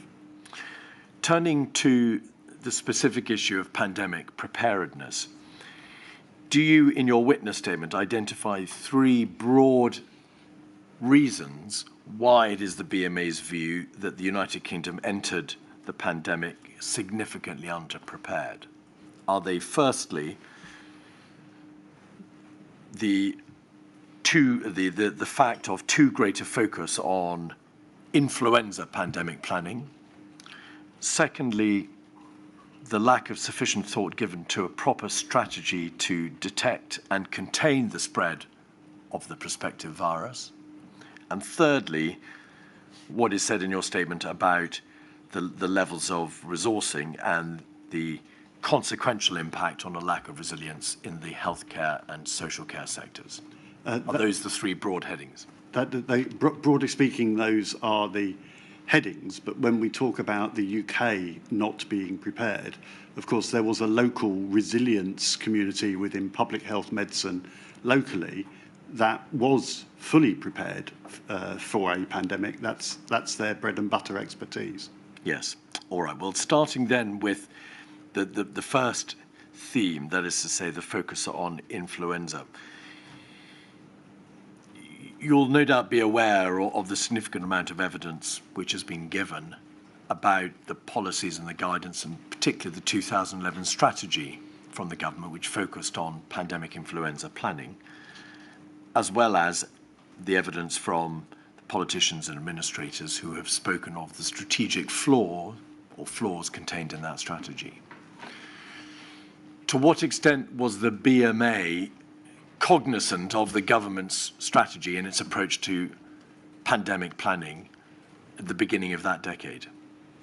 Well, it had replied to that preparedness, and it had raised concerns, especially with regards to PPE and in regards to making sure that things were going to be joined up in the event of a pandemic. In fact, we raised concerns at that time that changes proposed to public health by effectively dismantling the current situation in 2012-13, because that was being planned ahead of time, would threaten the ability to mount an effective pandemic response in the future. Are you referring there to the primary legislation, the Health and Social Care Act, or are you referring to something specifically concerned with that 2011 strategy? So at the point at which the 2011 strategy was issued, the contents of the Health and Care Act, Social Care Act were known, and therefore the proposed reorganisation of public health was also known, and the BMA commented specifically about the risk that was involved in effectively disengaging the regional directors of public health from the NHS. Coming back to the strategy itself and the focus on influenza pandemic planning, to what extent was the BMA aware of the growing academic and scientific knowledge concerning the risks of coronavirus attack? So the consequences of the SARS outbreak and then subsequently the MERS outbreak. did that raise concern on the part of the BMA? And if so, was that a concern that was raised by the BMA with the government? Well, I'm not sure we raised it directly as such. We would assume that any pandemic preparedness would effectively prepare for other types of pandemic as well. So it's slightly misleading to say that it's solely because it was influenza pandemic planning that was taking place, that it was therefore not applicable to actually what happened subsequently. The strategy itself proclaims that it is applicable to non-influenza pandemic, of course, and you'll no doubt be aware of the great deal of evidence which has addressed the topic of the extent to which that strategy could have been utilised for non-influenza pandemic planning. But was the BMA aware of the growing debate about whether or not that was a strategy that was suitable for a coronavirus pandemic, for example, MERS or SARS? Was that a debate with which you engaged? As far as I'm aware, there was no specific debate. You say in your statement that little consideration appears to have been given to strategies to detect and contain the virus. What do you mean by that? Is that a reference to what Mr. Hancock might wish to describe as, or have described as, the Hancock Doctrine, the failure to try to stop catastrophic consequences as opposed to managing catastrophic consequences which have already ensued? Well, the pandemic planning exercises that took place took a worst case scenario. So it started with the premise that there would be a large number of deaths, with a large number of the population being infected. And of course, it is basic health prevention and infection protection and control to stop the pandemic from getting to that point in the first place. So to identify, to test, and to contain, so that you don't get into the situation. And of course, that was what had taken place during the SARS and MERS outbreaks. And I suppose this is why the public health community, at a ground floor level, seems quite vociferous about criticism of the early management of the pandemic. You mentioned exercises there in your answer. Is the BMA an entity which regularly takes part in national, that's to say cross United Kingdom, exercises or simulations? No, it's not. Have you been able to look back and see to what extent the BMA was involved at all in any of the exercises of which we've had evidence? Yes, we've had instances where elected members have been part of the exercise or have been involved with commenting, especially for exercise sickness. We gave ethics advice. And how did that come about? Was that because you were approached directly by one of the participants or observers to those exercises, or was it because the BMA itself had been engaged in the exercise? Yes, the BMA itself was not engaged. These were people who were approached for their individual expertise, who had major roles within the BMA. Having been approached, was any consideration given to formalising the involvement of the BMA, in particular requiring it to become an observer or participant in future exercises? No, that invitation wasn't forthcoming. Did you ask, though, Professor? Well, I wasn't there at the time, so... Did the BMA ask? Not as far as I know. All right. So if it was an invitation that was not forthcoming, it certainly wasn't one that had been sought. I can't comment on that. All right. Has the BMA, or did the BMA, have any understanding of the extent to which recommendations and lessons which were the result of exercises were being implemented? Do you know, or did you know then, to what extent recommendations were being acted upon? Yes, we did, and we raised concerns about them not being acted upon. How did you find out that they were not being acted upon? What was your level of knowledge corporately? corporately was feedback from the exercises. I mean, obviously sickness, we didn't have very much feedback about at all. In fact, that wasn't released publicly. So how did you get to know what the recommendations had been of the various exercises, and therefore be in a position to know anything about the extent to which those recommendations had not been implemented? Well, the early ones, because there was a review, for example, of the 2009 swine flu pandemic by Deirdre Hine. And she made a number of recommendations, particularly about making sure that services were joined up, that were still exposed during other exercises like Alice. And was that because you became aware of the later exercises and were therefore able to see the extent to which recommendations from Dame Deirdre Hine's review had not been put into place? Yes, and in particular, there was an ongoing discussion with the ethics department, because the ethics department was giving expertise to the discussion around mass casualties and population triage. Are you able to say in what other broad areas the BMA had expressed concern about a lack of implementation? So, for example, in relation to surge capacity or PPE stockpiling or training in the use of PPE and so on? Keeping it at that level, can you identify what other areas you'd express concern about? So not directly to pandemic preparedness, but the BMA for a number of years has been highlighting the issue of capacity within the health service to all four governments. The number of beds has been falling, the number of staff has been falling, and therefore we have been raising concerns prior to the pandemic that we were not coping with the capacity that was needed to run the health service as it was. We had raised concerns that social care did not have the capacity that it needed to help the health service create capacity, and therefore that there would be no surge capacity if a pandemic happened. But in general, the everyday occurrence of our members was trying to get the job done that was in front of them rather than planning. So in essence, you were focused upon, for obvious and good reason, the lack of operational resources, if you like. So a lack of surge capacity or a lack of PPE or a lack of respirators, as opposed to making perhaps the rather drier point that a lack of operational resource was inevitably going to be the result of a lack of prior adequate planning.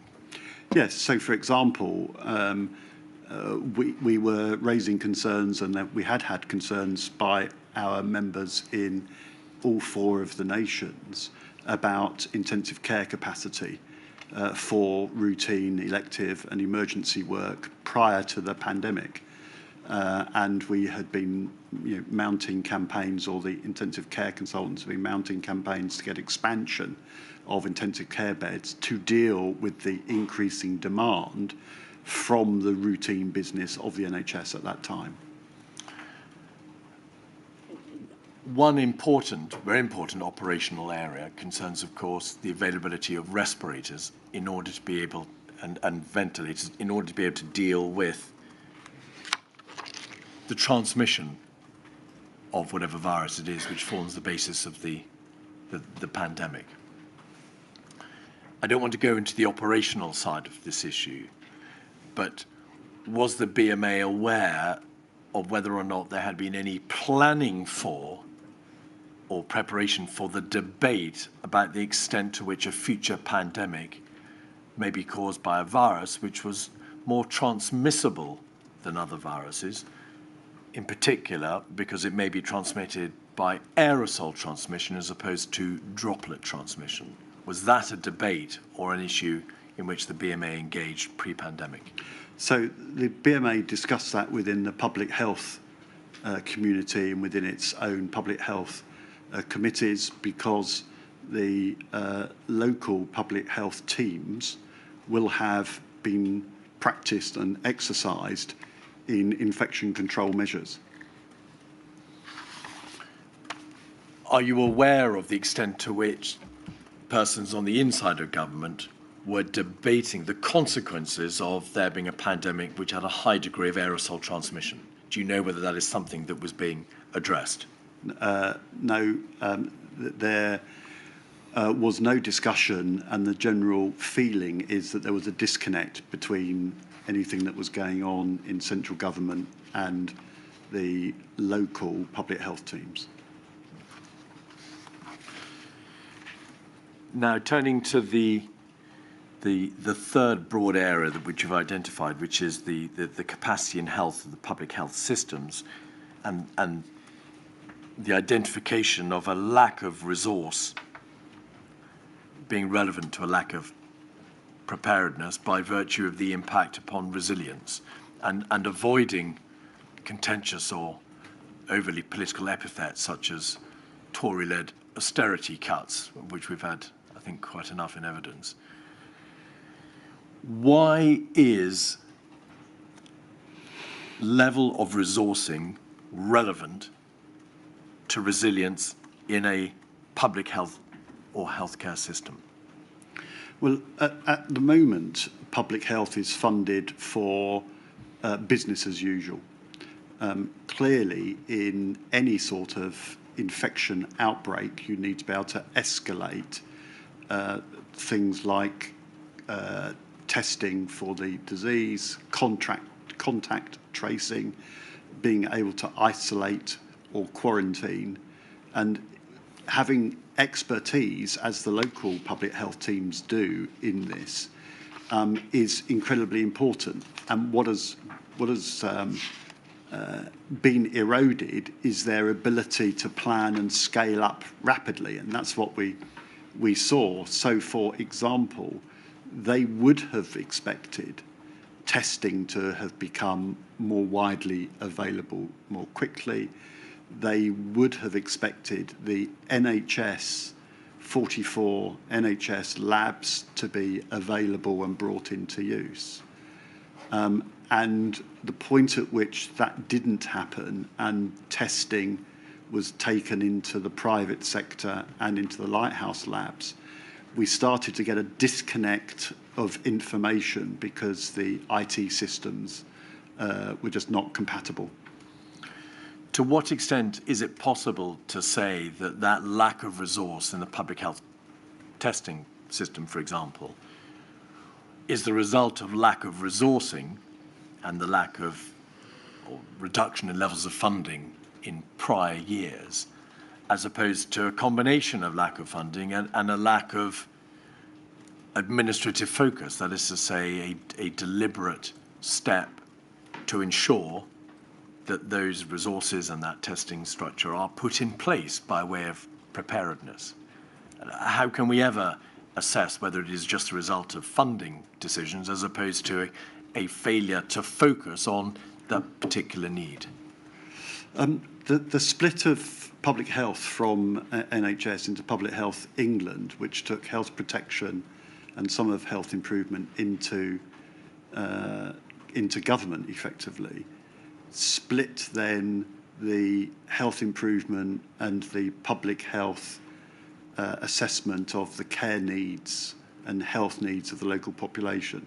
By doing that, it split the resource because you now had the local health protection function diluted. The terms and conditions were different in local authorities than in government. So you started to have more medically focused personnel centrally, more non-medical locally, and you started to lose some of the resilience and expertise in managing local outbreaks. So, for example, where that expertise was retained, an example would be Ceredigion in Wales.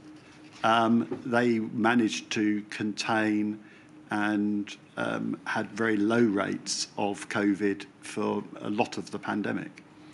So just taking a step back then, what you're saying is that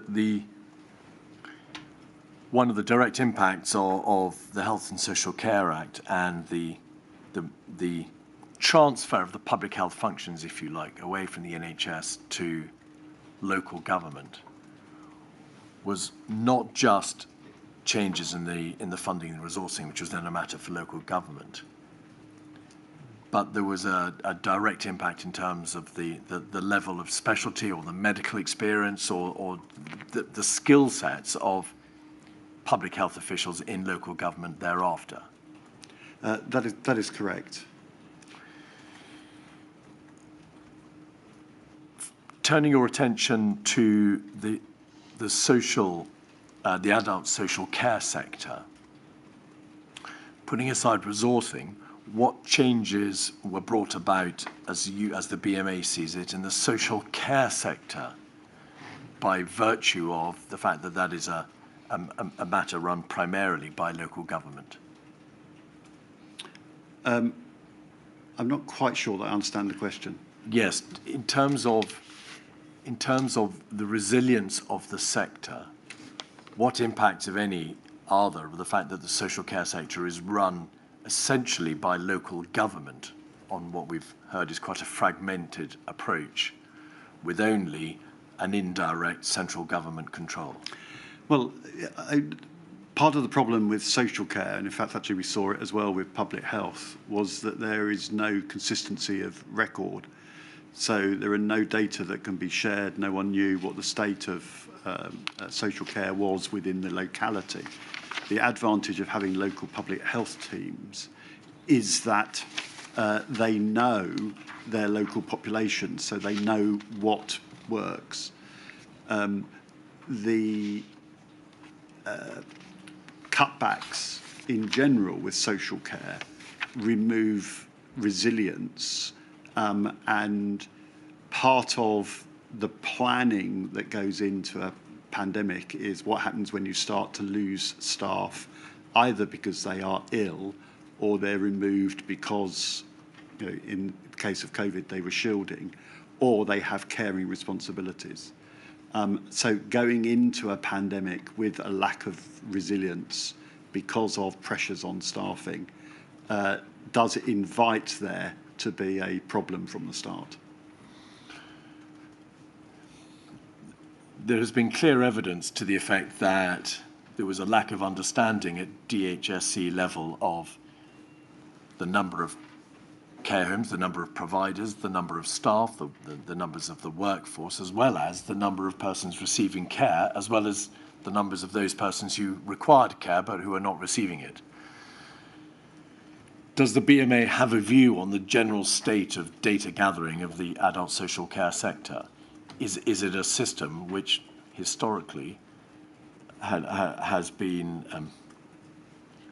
I can't think of the correct word, it's simply not been amenable to any proper understanding of what its moving parts consist of? Well, we don't have a particular and specific view about that.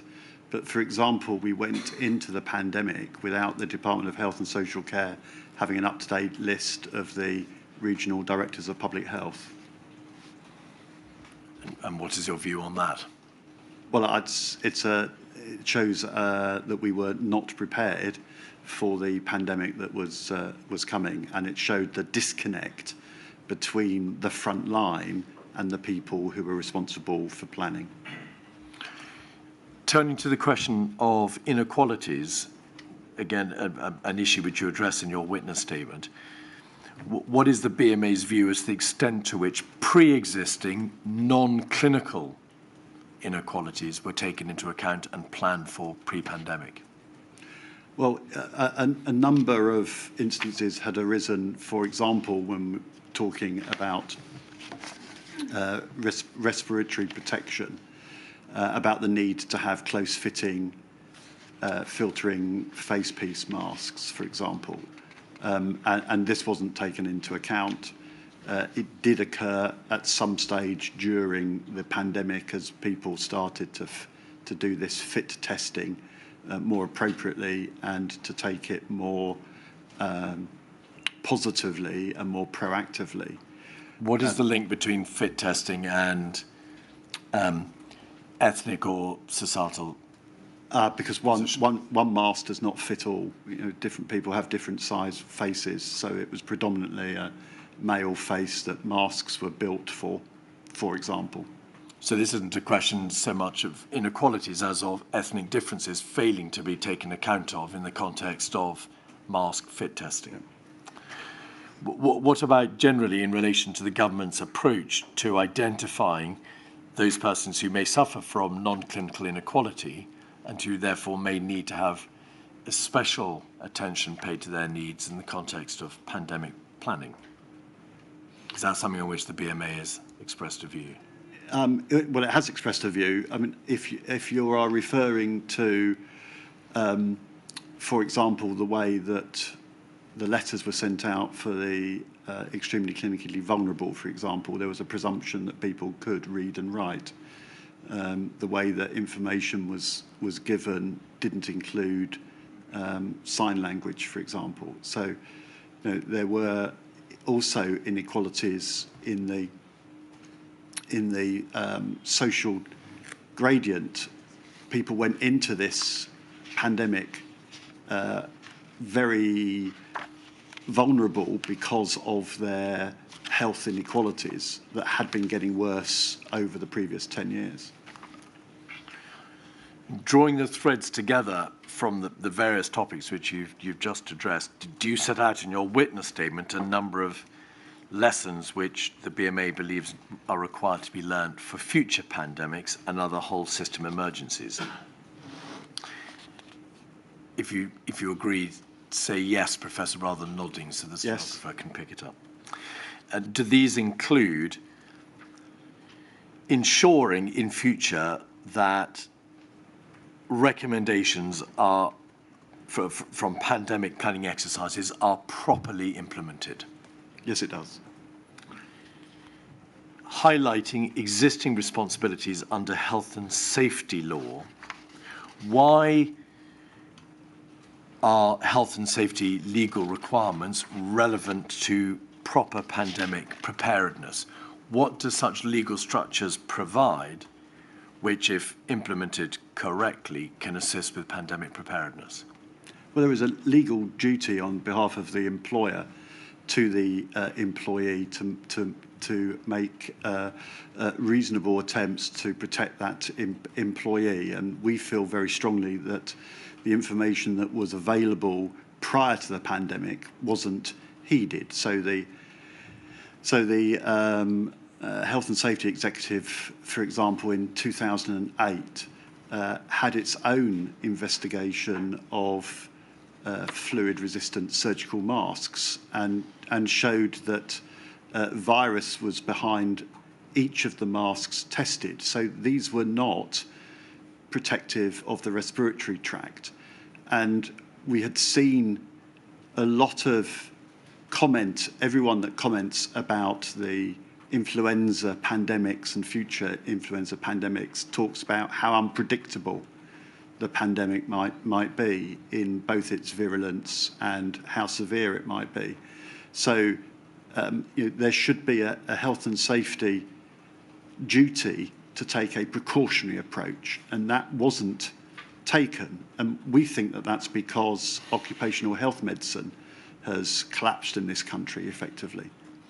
So are you saying that if health and safety workplace law and guidance were properly to be implemented and enforced, there would be a greater attention to detail, and therefore, by implication, it would be less likely that that sort of risk assessment process would be overlooked, and less likely that flaws in, for example, the use of respirators and the systems for their use would be allowed to go unchallenged? Is that the nub of it? Yeah, it is the nub of it, yes. All right. A third area that you alight upon is the need to maintain an adequate rotating stockpile of PPE. I don't wish to go into the detail of the operational side of PPE and procurement, which is a matter for subsequent modules. But to what extent did the planning for the future use and availability of PPE oblige those persons who held on to stockpiles and to who made them available, to rotate them, to make sure that they were up to date, to make sure that they were fit for purpose? Well, I mean, there is an obligation to review stockpiles. The reality was that there was a conscious decision to reduce stockpiles since 2009 up to the pandemic. So the stockpiles were, my understanding, about 3% of what they were or should have been planned for, especially with respect to respiratory protection and respirators. All right. Well, that's an issue. That the degree of availability of PPE is something that will be looked at in a later module. But is the BMA aware of the degree of planning and the guidance and the policy material which underpinned the position with PPE? Is that something that you've looked at? No. All right. Improving health and care data, you've referred to this already. The government has, it's plain, sought to review its provision of health and care data and has started to look at ways in which the accumulation of data in the health and social care sectors can be improved. Has the BMA contributed to any post-pandemic review of data or assisted in any way in which the processes can be improved? Not that I'm aware of. Do you know, have you been approached at all to assist the government in this way or not? Not that I'm aware of. All right. You then say that in future, consideration of inequalities must be central to pandemic preparations and must be closer to the heart of what is required to be done in preparation for pandemic. What do you mean by that in practice?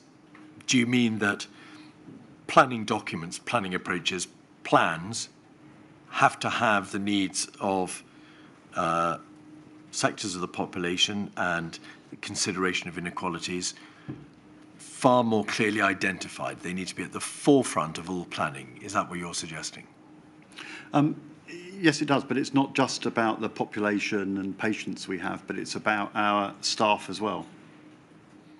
And in what practical ways do you suggest that the needs of your staff and of the population who suffer from inequalities and of inequalities generally need to be better highlighted? Does that mean there needs to be a focus on those issues and it needs to be, well, at the forefront of future planning? Well, I mean, reducing health inequalities and health in all policies is one of our highlights that we wish to see government introduce.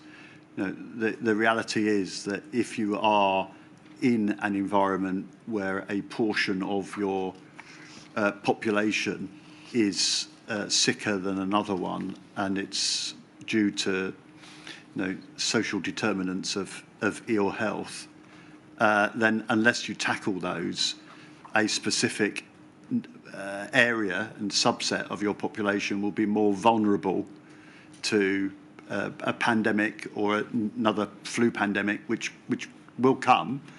You know, it is almost inevitable, and we are duty bound to be prepared for that.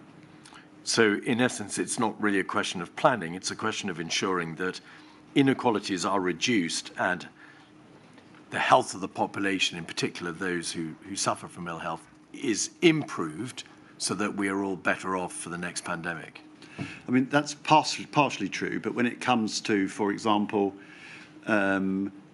inequalities within our healthcare and social care workforce, we're still in a situation where the recommendation is for fluid-resistant surgical masks, which of course are not protective against aerosols at all. So that advice is affecting disproportionately those with inequalities, and ventilation within our NHS estate and social care hasn't been addressed either. So the risk assessments and the assessment of hazards is still being poorly done, and it affects certain members of both our patients and our staff disproportionately. So that's not so much an issue concerning health improvement of the population as a whole or from those who suffer from inequalities, as much as a need to focus on societal and ethnic differences in the particular context of ensuring that in future respiratory facilities, respirators and so on and so forth, are fit for purpose. Correct. All right. Well, we can leave it there then. Professor, thank you very much. I have no further questions for you.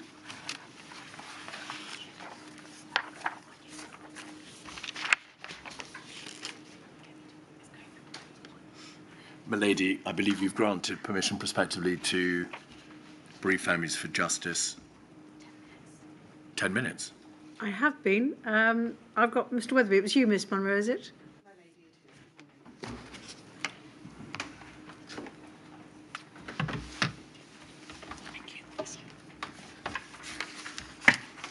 Good morning, Professor Banfield. My name is Alison Munro, and I ask questions on behalf of COVID Bereaved Families for Justice UK. And there are a few matters, some discrete topics I'd like to ask you about, some of which, in fact, you've touched upon already in your evidence. So I'll try and tailor the questions to the answers you've already given. The inquiry, Professor Banfield, has heard evidence that the UK was preparing for an influenza pandemic at the exclusion of other pathogens. And in your statement at paragraph 17, you say this narrow focus was an insight, an oversight. And you go on at paragraph 18, you've been taken to the start of that paragraph where you said little consideration was given within pandemic planning policies of strategies to detect and contain the spread of disease, but rather the emphasis was on how to respond in a situation where there was already significant mortality and morbidity. But the rest of that paragraph, you say this: for pandemic planning policies to be comprehensive and effective, both strategies need full consideration. This relatively limited focus on disease containment within the UK's pandemic preparations may explain why the UK government was slow to implement public health and occupational hygiene measures when COVID-19 arrived. So in that context, Professor Banfield, a relevant issue is whether the UK could have even contained an outbreak of an emerging infectious disease of the proportions envisaged by the National Risk Register at the time. Now, firstly, were you aware, as in your position and as a BMA, as an organisation, would you have been aware and conversant with the National Risk Registers during this relevant period? Yes, we would. So we would have been aware that pandemic flu was the risk register's #1 risk. Thank you. In that case, I won't bring up the document, but my lady, for reference, it's the 2019 National Risk Register Annex B, INQ 000185135, pages 4 and 8. Were the BMA, Professor Banfield, aware that that 2019 National Risk Register contained a planning assumption for an emerging infectious disease outbreak of 2,000 cases and 200 fatalities, in addition to the pandemic influenza scenario? Not specifically. I'll come on to the next question then. It sort of follows from that. Dr. Michael Prentice from NHS England, again, no need to bring up his statement. He's provided a statement, hasn't given evidence to the inquiry. But for reference, my lady, it's INQ 000177805, paragraph 181. And he talks about the number of airborne high consequence infectious disease units located in the country. And he says in that paragraph, airborne HCID units are located at Guy's and St Thomas's NHS Trusts, adult and paediatric services. Secondly, Roll-Free London NHS Foundation Trust with a paediatric service provided by Imperial College Healthcare and St Mary's. then Liverpool University Hospital's NHS Foundation Trust with a paediatric service provided at Alderhay Children's Hospital, and finally Newcastle upon Tyne Hospital NHS Foundation Trust, both adult and paediatric services. Each centre routinely provides 2 beds, 8 in total, for airborne HCID. Specific service specifications outline the care pathway and unit requirements. Was the BMA aware that there were only 4 units in England for airborne HCIDs with 2 beds each? Yes. Now, would you, well, firstly, those figures, those are the bold facts and figures from both the National Risk Register and the number of HCID units. Would you agree that 8 beds for an airborne HCID is woefully inadequate to contain 2,000 cases? Yes, I would. Now, these are figures that the BMA would have been aware of at the time. You've said it's woefully inadequate. I mean, in terms of your concerns as an organisation, did you raise these at the time to those who were planning? Because you've spoken about the need or the possibility to plan up and scale up rapidly. They'd have to scale up very rapidly, wouldn't they? I mean, was this something that was part of the dialogue or discussions that the BMA were having with amongst yourselves, but more importantly, outside of the organisation? No, they were not, but they had been the subject of the review after Ebola, and one of the exercises that took place is quite striking because it ended up with 3 cases being admitted to Newcastle, and them using something like 70 members of staff to treat those 3 cases, and removing 18 infectious care beds from the system.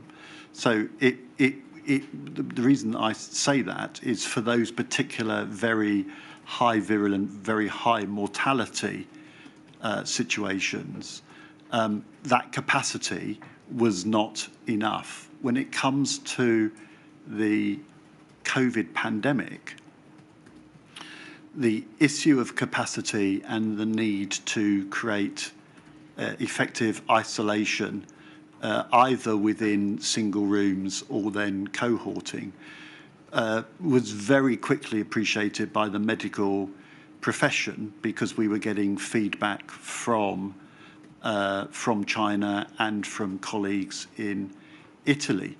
And there was a sudden realization within the medical community of what was coming our way. And it was all hands to the pump trying to plan where our intensive care beds would be, because we had half the number of beds of the European average, quarter of the intensive care beds that Germany had, for example. And I've never seen doctors so worried about how they were going to cope with the influx of seriously sick patients, to the extent that we had intensive care consultants doing physics calculations of oxygen flow through pipes to see whether we could get more oxygen around the hospitals. We knew that this was unprepared for. We had no idea what was coming our way. We were suddenly in a position where not only patients were going to die, but our colleagues and ourselves were in a position where we might die because we felt so unprepared. And as was referred to earlier, the surveys that we did with the medical profession continued in that vein for some time into the pandemic. That sudden realisation by the medical profession of what you were faced with, should that have been planned for and prepared for, though? Sorry? Could that and should that have been planned and prepared for? Yes, and we feel that the disconnect between central government and the realities of the shop floor was one of the recommendations that was consistently not addressed during any of the exercises. Then finally, on the question of exercises, you've told us already in your evidence, Professor Banfield, of the limited involvement that your organisation, the BMA, would have had in those exercises, both in terms of before planning them, being part of them, and finding out what happened as a result of those exercises. Surge capacity. There was a report on the Ebola preparedness surge capacity exercise from 2015. Again, I won't bring it up, but for reference, it's INQ 40-90428. Was that a report from 2015 that you were aware of at the time? Not me personally, but the BMA would have. The BMA would have been aware of. Now, it took place in March of 2015, and that exercise indicated that even a small outbreak of a contact, high consequence infectious disease, such as Ebola, could overwhelm existing plans and provisions and effectively overwhelm the NHS. Was that something that was very much at the forefront of the BMA's mind at the time when you saw that review or that report? We've been quite consistent in trying to highlight the lack of capacity and the disjointedness of the expertise that lies within local public health provision and the central planning, because the best defence is to test and isolate quickly so that you don't get the kind of spread that you're discussing. So as an organisation, being concerned, and you said you highlighted, in practical terms, what did you do as an organisation, or what were you able to do as an organisation to highlight this? Well, we have consistently pushed back at government and escalated to central government about the lack of preparedness. But most of that has come really with the onset of the pandemic, because like so many other people, I think we were concentrating on getting on with the everyday day job rather than the planning of what may or may not happen, because we're under such pressure, or our members are under such pressure every day. We're working constantly on the premise that our system may tip over at any moment. Thank you very much, Professor Banfield. My lady, thank you. Thank you, Ms Munro. My lady, that concludes the evidence of Professor Banfield and, in fact, this morning's evidence. Well, we are actually one witness ahead. Thank you very much indeed, Professor Banfield. Thank you for your help. Really grateful. Thank you. Very well. I shall return at 1:55, please. Thank you. All rise.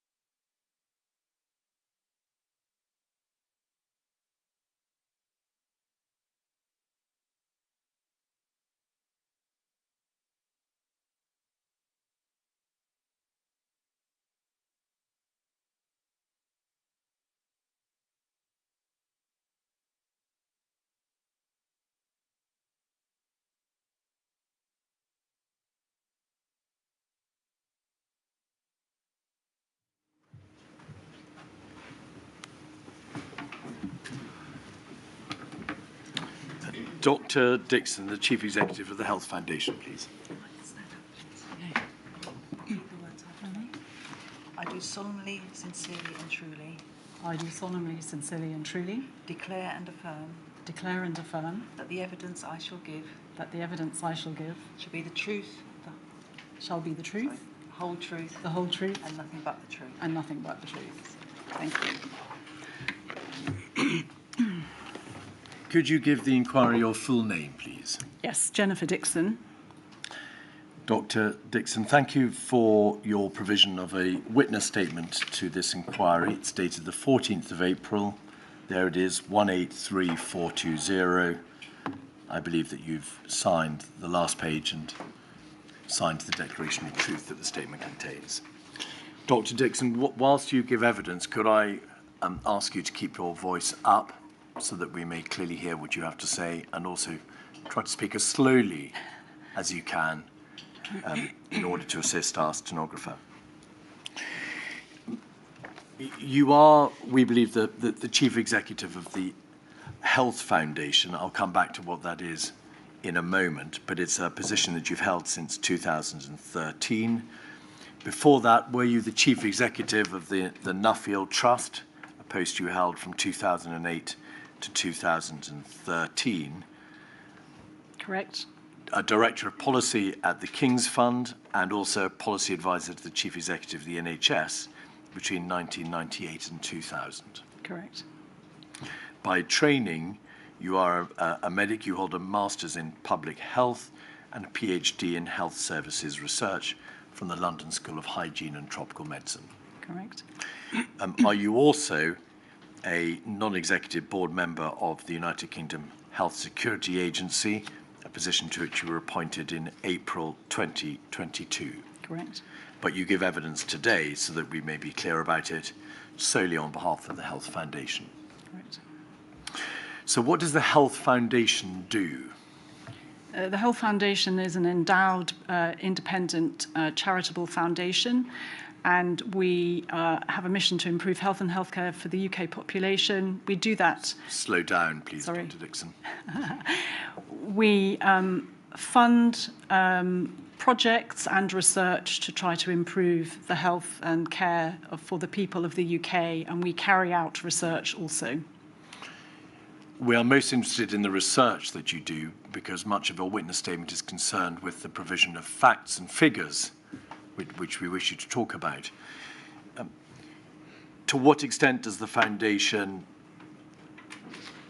commission and use evidence? Is that the majority of your work? Are you, I suppose, what might be called a think tank insofar as you provide to the public information and data about the structure and operation of our healthcare structures? More than half of our work is commissioned and carried out in research, but we give out other funds to, for example, improve for fellowships and such like. And when you commission research, are your researchers and your experts in-house, or do you commission external analysis? Both. Are those reports, and is that analysis directed at the public, or is it directed at the government, or to the healthcare systems themselves? It's to both, to all three, but mostly it would be to leaders and policymakers. May I ask, are you a respected organisation to whose views the government pays particular attention? We are a well-respected organisation because we are known to be impartial, do high-quality work, and are entirely independent. On the question of whether the government listens, whether we have influence, that's variable. You are obviously independent, but to whom is the Foundation accountable? So is there a body, or are there individuals to whom you are accountable as an organisation? Yes, we are accountable to the Board of Trustees, which is an entirely independent board, and we receive all our money from our income from the endowment, with a small amount extra coming from commissioned work. And are you therefore regulated by the Charity Commission as well? We are, yes. All right. the inquiry doesn't believe, from your witness statement, that the foundation had a role or exercised a role in relation to the pre-pandemic preparedness system. So you didn't engage with the government when it drew up its relevant plans and procedures for pandemic planning, and nor, I think, did any of your work focus on the state of the preparedness of the United Kingdom pre-pandemic. That is correct. But where you are able to provide specific detail is in relation to,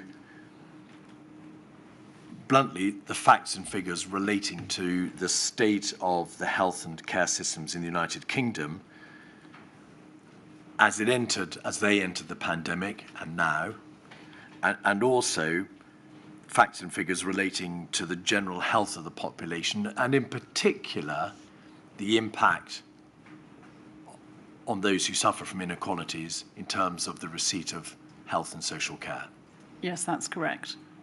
All right, well, let's look then at those two areas, dealing with the health and care systems first.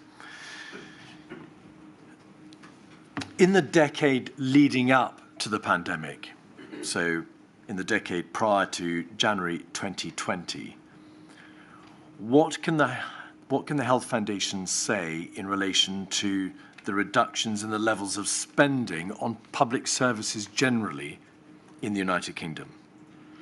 So public services per person reduced by 13%, of the order of 13% over that decade. And you've provided us with that headline figure. Is that a figure drawn from research and analysis and no doubt a series of papers and projects which the Foundation prepared over time? Yes.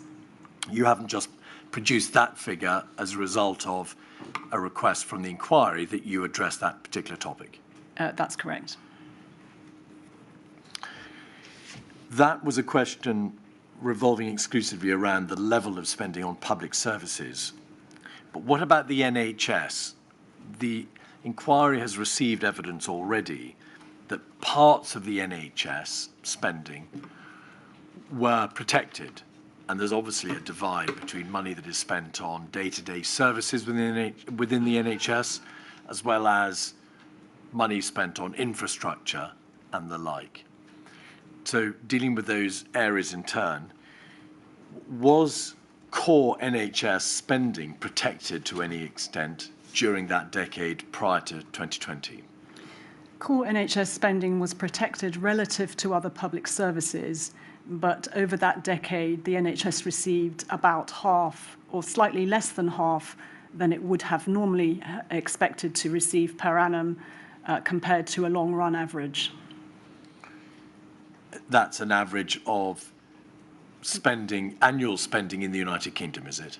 Yes, real terms growth. On average, long run is 3.6%. The NHS grew 1.4% over that decade. And when you say it grew, you mean the spending grew as opposed to the NHS growing in size? The spending grew, yes, by 1.4%, real terms, per year. The comparative figure that you provide, that is to say, the amount of spending or the amount of increase that it could have gone up annually, but did not.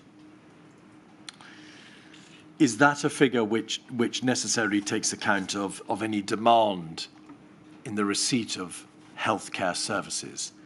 So presumably the NHS budgets on the basis that there is a demand for its services and there is a cost to providing or meeting that demand on the part of the population across the United Kingdom. Did that level of spending, constrained as it was, keep pace with the demand in the population for NHS services? No, and normally the increases given to the NHS are made irrespective of demand. And there has not been long-term projections of demand in order to assess how much spending is required. So it would be wrong to assume that the NHS, as a healthcare organisation, tries to receive enough by way of its budget to meet a projected demand. It has to make do with whatever it receives. That is correct. It's more linked to the state of the economy. during that time, were there changes in the pressures placed on the NHS operationally? That is to say, changes in the demand for NHS services, demands for improvements in its infrastructure, demands in terms of the specific health services which the NHS provides. So, for example, cancer treatment and the like. Yes, so the pressures on the national health will be growing because of increases in population size, changes in population structure with the ageing of the population, with the changing... Sorry, Dr. Dixon. If you could just start that sentence again. So the pressures on the NHS will be growing because of increases in the population, because of changes in the composition of the population, because of the ageing of the population, and also the changes in the ill health of the population, which were all growing over that period. There will also be what we call supply-side pressures coming from price increases, but also in terms of needing more technologies to improve care. So the kinds of figures that the growth that the NHS received over that decade was not enough to modernise the NHS, nor indeed to keep pace with demand. And you see this very clearly. We might get onto this with capital spend as well. We'll come to that in a moment. So although NHS spending then was protected, and although there were increases in real terms year by year, because of the particular demands of the NHS, the need to modernise, the need to keep up with the demand from the population, the amounts of the increase could not be enough to match those demands. No, they were not. And if I may, just to give a comparison, if we had spent per capita in 2019 the same as France, the NHS would be receiving an extra £40 billion per year. And if we'd compared ourselves with Germany, we'd be spending another £70 billion a year. That's on a roughly £150 billion budget. Now, it's self-evident, of course, that those sorts of political choices are not for this inquiry. Sorry, just before we go on. Yes. Sorry, I'm sorry. Can you come back to that, please, Yes. Mr. Keith? You say that if we've spent as much as France per capita, how do you equate a system in France which is very different from an NHS in England? How do you get the figures of what's spent? We just look at total spending in France, whether it's public or private, and we look at public or private spending in the UK, and we divide by the population size. So when you talk about we'll be spending an extra 40 billion a year on the NHS, that is funding in France that would be both private and public funding? Yes. Right. And it must also follow, Dr. Dixon, that those sorts of figures are provided on the basis of an assumption of a single overarching budget for the NHS. So in addition to my lady's point, it may well be that sources of funding in Germany, for example, come in part from central government, in part from federal government, and in part from state government. That's true. All right. So the point I was going to make to you is those are obviously self-evidently political choices that have to be made. And of course, they don't take account of, and they're not meant to take account of, different sources of funding and the state structures which may be in place in each country. But evidence has been received by the inquiry, in particular from Jeremy Hunt, which you may have seen, that over that period, in fact, the number of doctors and nurses in the NHS went up significantly. It may seem very obvious and is self-evident, but is that because, or rather your figures are what they are, notwithstanding that there can be significant improvements in some parts of the system by way of additional or extra expenditure on doctors and nurses, but other parts of the system may be relatively constrained or may indeed suffer reductions in levels of funding, which is why overall there may be a reduction across the system as a whole. Yes, there were workforce increases, but over the decade, full-time equivalents of NHS staff grew only 1%. across that period. And in fact, the number of fully qualified GPs, for example, fell over that period. So we were coming from a very low base. And if you compare us with other European countries, we have many fewer doctors per 1,000 population, fewer nurses, fewer everything, to be honest. So although it may be true that the absolute rise was there over that period, it was low and it was on a very low base. And the two rises, in fact, of which Jeremy Hunt spoke in particular, were rises in two particular years. You, of course, are producing figures over a whole decade. Over 10 years, yeah. Right. Turning to adult social care, what can you say in general terms over the decade about the levels of funding across the system as a whole and the levels in the workforce across the system as a whole?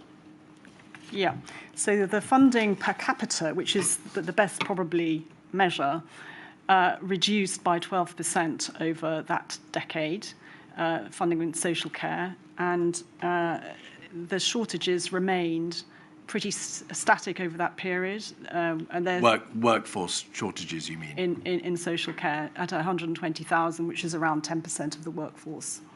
Now, addressing your two answers in order, the first answer, the level of funding over that time and the reduction in the funding per person, is that an objective level of funding? Is that an objective number, or is it a number which is adjusted to take account of the additional needs of persons in the social care system, and in particular, the fact that our population is ageing generally?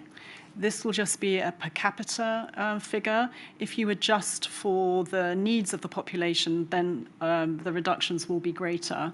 And is that because in these calculations it's implicit that if the population has greater demands, it's going to cost more to meet those demands? That's exactly right. And again, like as in NHS funding, the overall funding in the decade was less than half of the longer run average.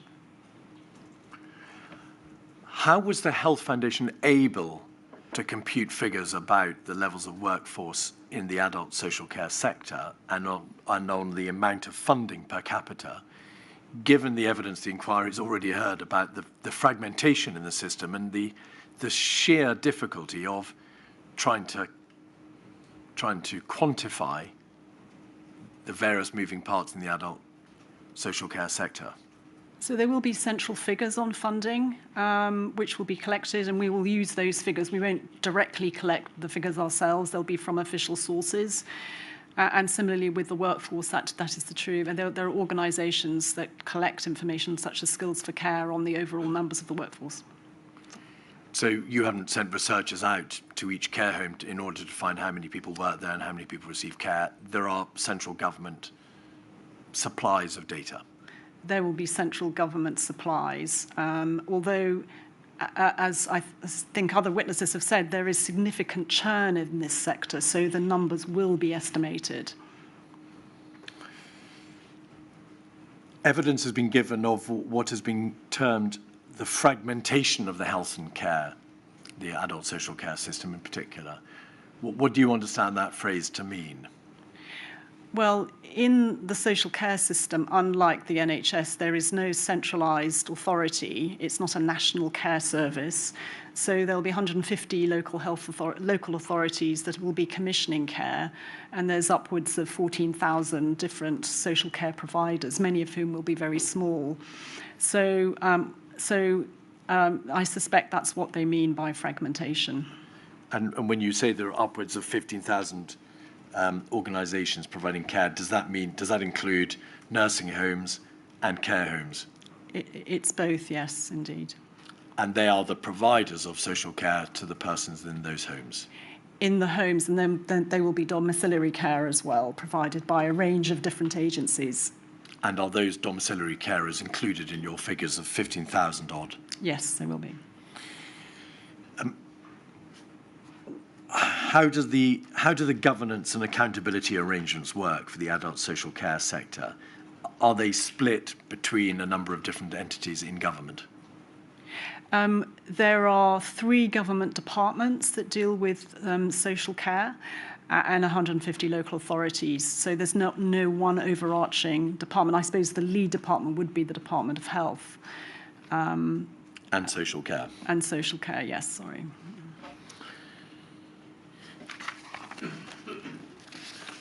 In your statement, paragraph 16, paragraph 19, you say that data availability and quality was a significant barrier to the pandemic response in some areas. For instance, the lack of a care home register, difficulties in identifying care home residents in routine data, and lack of reliable data presented difficulties for local authorities. Without going into the operational response of the sector, do those difficulties reflect the absence of a well-ordered, well-organised, pre-existing, pre-pandemic system for the collation of data? Yes, and in particular, this is the case in social care, where you can imagine, as you can see, thousands of providers, each with care home residents, each where the residents are not necessarily could be churning over themselves in terms of a certain level of throughput, and staff as well, 40% turnover in a year. So very hard to track both staff and patients, and there's no national care record for social care. There isn't actually even a national minimum data set, although there is work that's ongoing to develop that.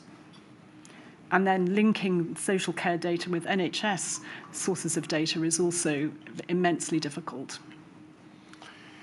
Are you able to say to what extent the systems for supply of data have significantly changed since the pandemic or been the subject of updating or review by the government? No, I think work is being done to try to get a minimum data set together. It's still ongoing. But just as in the NHS, the social care sector will be undercapitalised in terms of the money available or spent, I would say, on developing IT systems that can track individual patients. Pause there. Is it implicit in that answer that any improvement in the data systems has to be funded out of money in the adult social care system or the NHS systems itself, as opposed to coming from an external source of funds? So it doesn't necessarily follow. I mean, clearly there will be local authority funded patients in care homes, and there will be privately funded patients. And care homes, many of them are, some of them are large enough to be able to afford such infrastructure, so it's not necessarily the local authority's role to do that. But the smaller ones simply won't have the money, and there will be many 3-4 bedded care homes who cannot afford detailed IT or the staff to analyse or indeed enter the data. So the nub of it is that a sensible and well-ordered overarching system of data supply is going to have to be funded by central government, or at least non-care home providers, perhaps local government, and it's got to be imposed centrally as opposed to being something that can be requested of individual care and nursing home providers. Well, I think there would have to be some more incentives to encourage or indeed mandate providers of social care to collect data. Some social care providers are owned by some very large businesses who will have the capital funds to be able to do that, but maybe they need incentives or indeed some regulatory apparatus to encourage them to do so. All right, thank you. That's very helpful. Turning to the second part of your statement and the part that deals with population health and inequalities. You say staying healthy depends on much more than healthcare. People's health is shaped by the circumstances in which they're born, grow, live, work, and age, often referred to as the wider determinants of health. Does it follow, Dr. Dixon, that in order to improve resilience for the future, it is necessary to improve the general health of the population as long as dealing on a micro level with whatever may be done in terms of preparedness and planning? Yes, I think the resilience of as we saw in the pandemic, certain groups were more affected and more vulnerable. And that will be a feature not just of their levels of exposure, but also their levels of underlying health.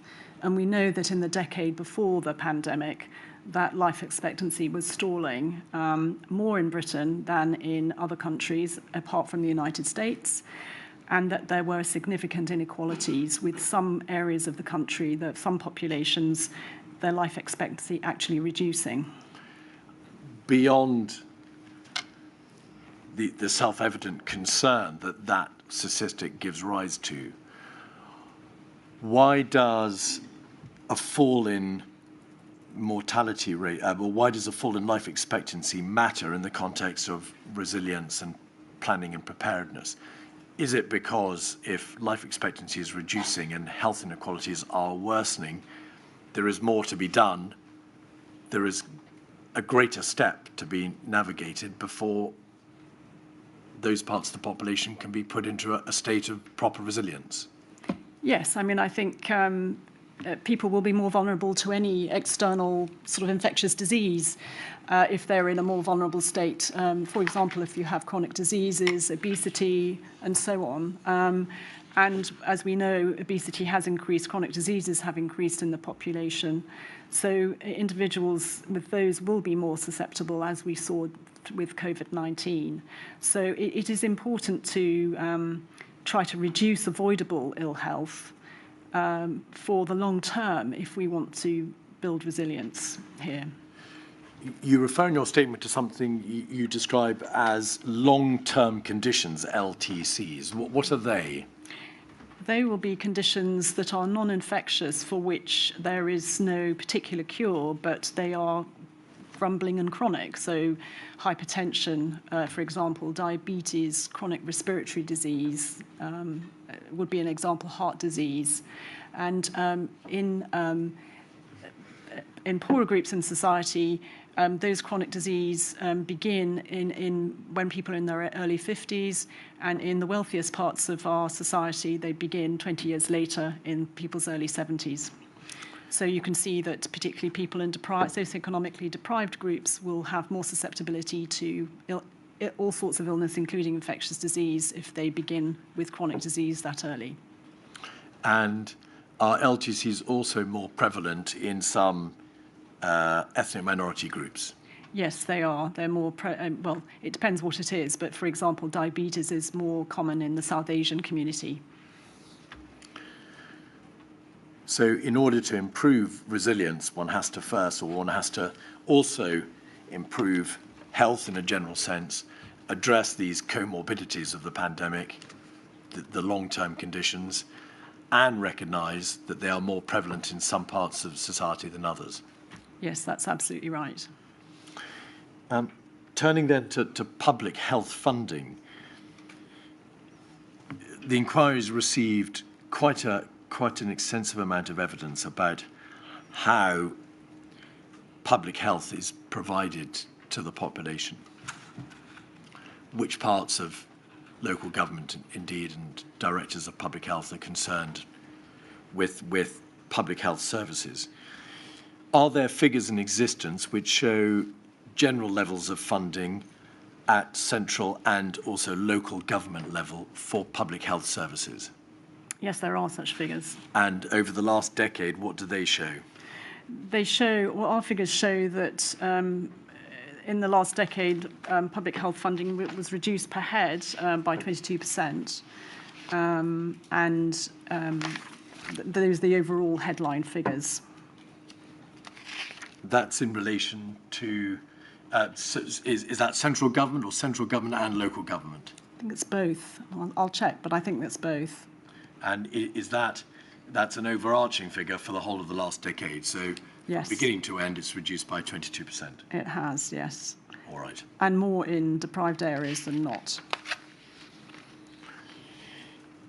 You conclude your witness statement by setting out a number of lessons for future pandemics and/or public health emergencies, which lessons you frankly acknowledge can only have been formulated with the benefit of hindsight. Are all the lessons and the points that you seek to make related in some shape or form to the evidence that you've given about the general reduction in levels of funding and the need for greater resilience, greater health improvement, and a particular focus on those parts of society where there have been the greatest reductions in both funding and in health? More or less, I would say that the statement and indeed today's conversation focus a lot on what I would call tangible assets that are important for resilience, but there are also a lot of intangible assets that need to be there. And by that I mean the kind of expertise, relationships that need to be built, skills, data, staff to analyse the data, all those public trust. There's a whole set of intangibles that I think it's worth looking at. And indeed, those relationships can be disrupted, skills can be disrupted by reforms, 2012 reforms, for example, and also, not that my statement refers to this, but Brexit as well. So if you have a constant reform agenda, that can disrupt quite a lot of relationships that you need to have built and stable in order to be resilient in the face of shocks.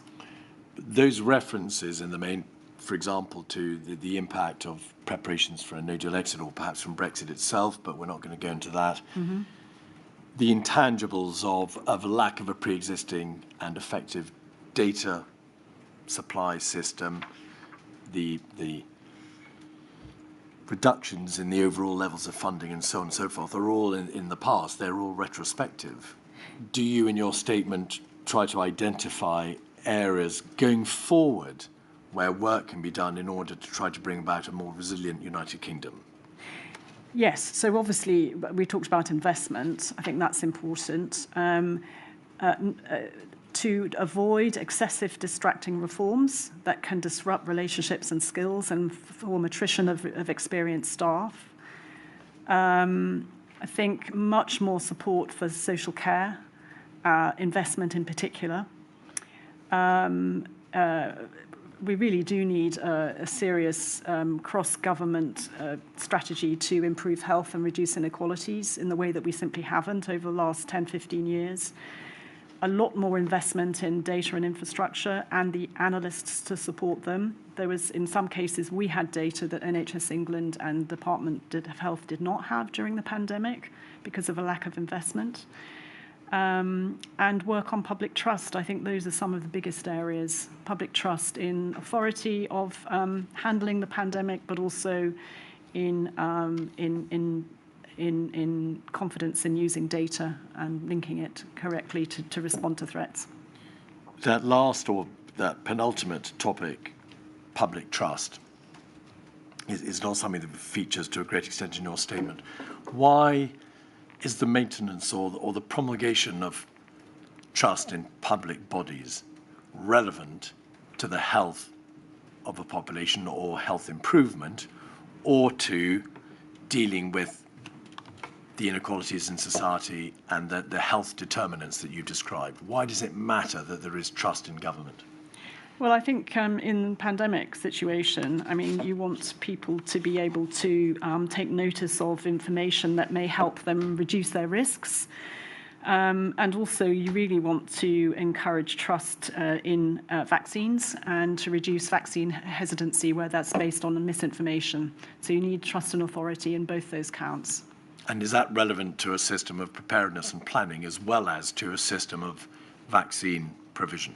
It's absolutely part of the building up of intangible assets which lead to resilience. Thank you very much. Thank you. My lady, I don't believe that there are any applications for evidence for Rule 10 questions for Dr. Dixon, so that concludes her evidence, unless you have any questions. No, I have no questions. Thank you very much indeed, Dr. Thank you for your help. My lady, the next and, in fact, final witness of fact is Michael Adamson, the Chief Executive of the British Red Cross.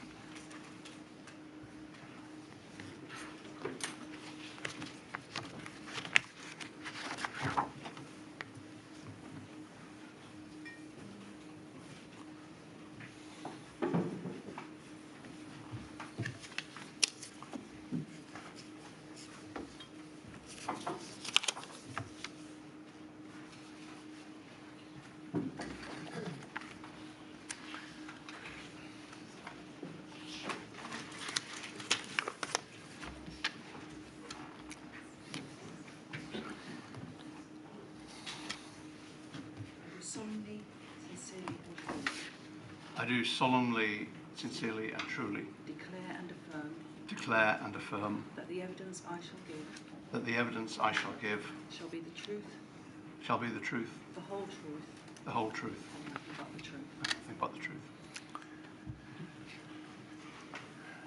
Good afternoon. Could you give the inquiry your full name, please? My name is Michael Adamson.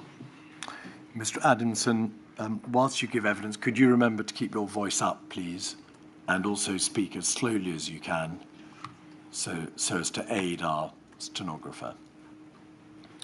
You've kindly provided a witness statement dated the 28th of April 2023. There it is at 182613, and I believe that you've signed it and declared its truth at page 20. Mr. Adamson, you are the Chief Executive of the British Red Cross.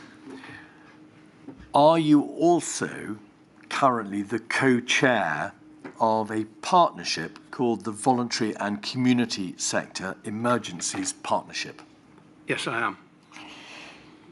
Dealing firstly with the British Red Cross, we understand that it was founded in 1870. It received its Royal Charter in 1908, and I think it received a further Royal Charter in 1988, which was subsequently revised in July 2003.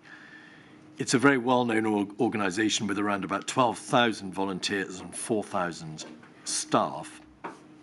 What is the British Red Cross's primary aim? Our primary role is to support people in emergencies or at their lowest ebb in crises, both here in the UK and around the world. Is it a government or a non-governmental organisation or something quite different and indeed completely independent? We are a completely independent organisation, registered as a charity, committed to the principles of humanity, impartiality and neutrality. We are also, an auxiliary to government, which means that we work in partnership with government on issues like international humanitarian law and indeed in emergency response. But we're entirely independent. And when you say you are an auxiliary to government, is that obligation, which is what it is in effect, something mandated by your charter? Yes, our role is to work alongside the authorities to provide support to people in emergencies, but we do that based on our own assessments of the needs in those emergencies, and we make choices about the support that we'll provide based on the assessment of that needs, but we will always do it in a way that is cognizant of our partnership with the authorities. So give us, if you be so kind, some examples of crises or emergencies in recent years with which you've assisted, firstly in the United Kingdom and secondly abroad. For example, we were very active in the response to the Grenfell Tower fire and supported the local authorities in the establishment of a rest centre, and then were present on the ground for 6 weeks supporting the response to the community. We have also supported people who've been arriving, for example, most recently from Sudan, meeting people who evacuated, the British citizens evacuated from Sudan, meeting around 2,500 people at airports, and then working in partnership with others to ensure that they had a pathway to get the support they need to settle back here in the UK. In the particular context of the pandemic, and mindful of the fact that the response to the pandemic is for the future, did the British Red Cross help by way of, for example, the delivery of medicine and food packages, the loaning of medical devices, patient transport and the like? Yes, we were active from the earliest days of the pandemic, as you say, in providing food support, cash to people who had no access to funding, providing support to help people get in and out of hospital, to provide support around the delivery of medication. We also mobilised support to vaccination centres and indeed mobilised vaccination hesitancy campaigns through social media and mainstream media. Turning then to the VCSEP, when was that created? The VCS Emergency Partnership was created in the aftermath of the Grenfell Tower fire, where we recognised that both resilience and recovery from an emergency are activities that require many agencies and organisations, both in all three sectors, not-for-profit sector, private sector and public sector. Slow down, Mr. Adamson, please. In not-for-profit sector, private sector and public sector, to work together to enable a community to get back on its feet again. And we formed the Emergency Partnership in the period between 2018, after 2018, and then it grew and expanded to its current scale during COVID. And how many partners or entities are there within now the voluntary and community sector emergency partnership? We now have 250 or so partners signed up, 70% of which are local organisations who would not normally think of themselves as first responders in an emergency, but who've realised that when both the day-to-day emergencies, the floods, the fires, and so on take place, actually it's local communities that respond. And then when bigger emergencies come along, like a pandemic, that actually they're also very active. The other thing that's distinctive about the VCS Emergency Partnership is that it also includes government departments and indeed representatives of business through business in the community. And so can you tell us which government departments are included within the emergency partnership? The Civil Contingency Secretariat. Within the Cabinet Office? Within the Cabinet Office, and the Resilience and Emergency Directorate within what is now the Department of Levelling Up, Housing, Community, Local Government, and also the Department of Culture, Media and Sport. And when you say they are part of the emergency partnership, that means presumably that the partnership communicates with them, they attend meetings, and no doubt a whole host of issues are explored week in, week out with them. That's correct. We would have, for example, a monthly network call with all of the partnership, and they would be part of that and attending it. We also have a strategy steering group that meets once a quarter, which is a smaller group of around 23 or 4 organisations, and that would include those government departments. Now, just a series of questions, if I may, about what the perceived need for the emergency partnership was. Presumably, the majority of the organisations within the partnership pre-existed the foundation of the partnership. Why, if they were already providing planning services and resilience and also response capability in local emergencies, was it necessary to have a partnership for them to continue to discharge those functions? If they were already playing their part in the EPRR system, why is this partnership an improvement on what went before? Many of those local organisations would not have seen themselves as having a role in emergencies before we created the emergency partnership. Just pause there. What do you mean by they wouldn't have seen themselves as having a role? They do things, they exist, and they exist locally. So why would they have not seen that? Because their primary purpose would to support people in disability or in environmental work or in other sports work or other charitable work at local level, and they would have seen their primary purpose, or to address poverty in their local community. They would have seen their primary purpose as that. But what we have learnt around the world from our work is that it is always the community that responds first. And we've also learnt that in an emergency, it's much better to have the relationships in place in advance of the emergency rather than have to make friends, as it were, during the emergency. So, in essence, the various entities already existed to provide services and help and support to various parts of the population, those for example, who may be disabled, or those who suffer from health inequalities, or so on and so forth. But no one had brought them together for the specific purpose of planning for local emergency and to respond to local emergencies, whatever they may be. That's correct. Right.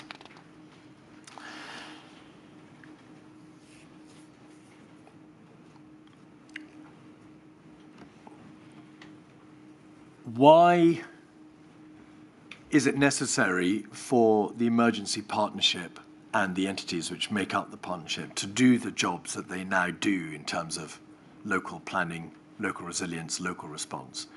Why are local authorities and central government not fulfilling those tasks or doing those jobs themselves so as to require your partnership to step into the breach?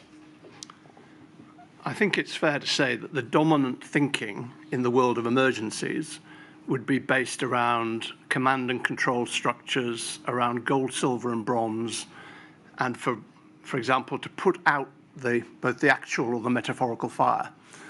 But the preparedness to prevent the fire or the flood, or to be better ready for it in advance, or to respond and help people to recover, involves a lot of different activities that are very people-focused and not about infrastructure, not about command and control. They're very relational. And actually, bringing organizations together in advance of when these things happen allows us to secure better outcomes for people.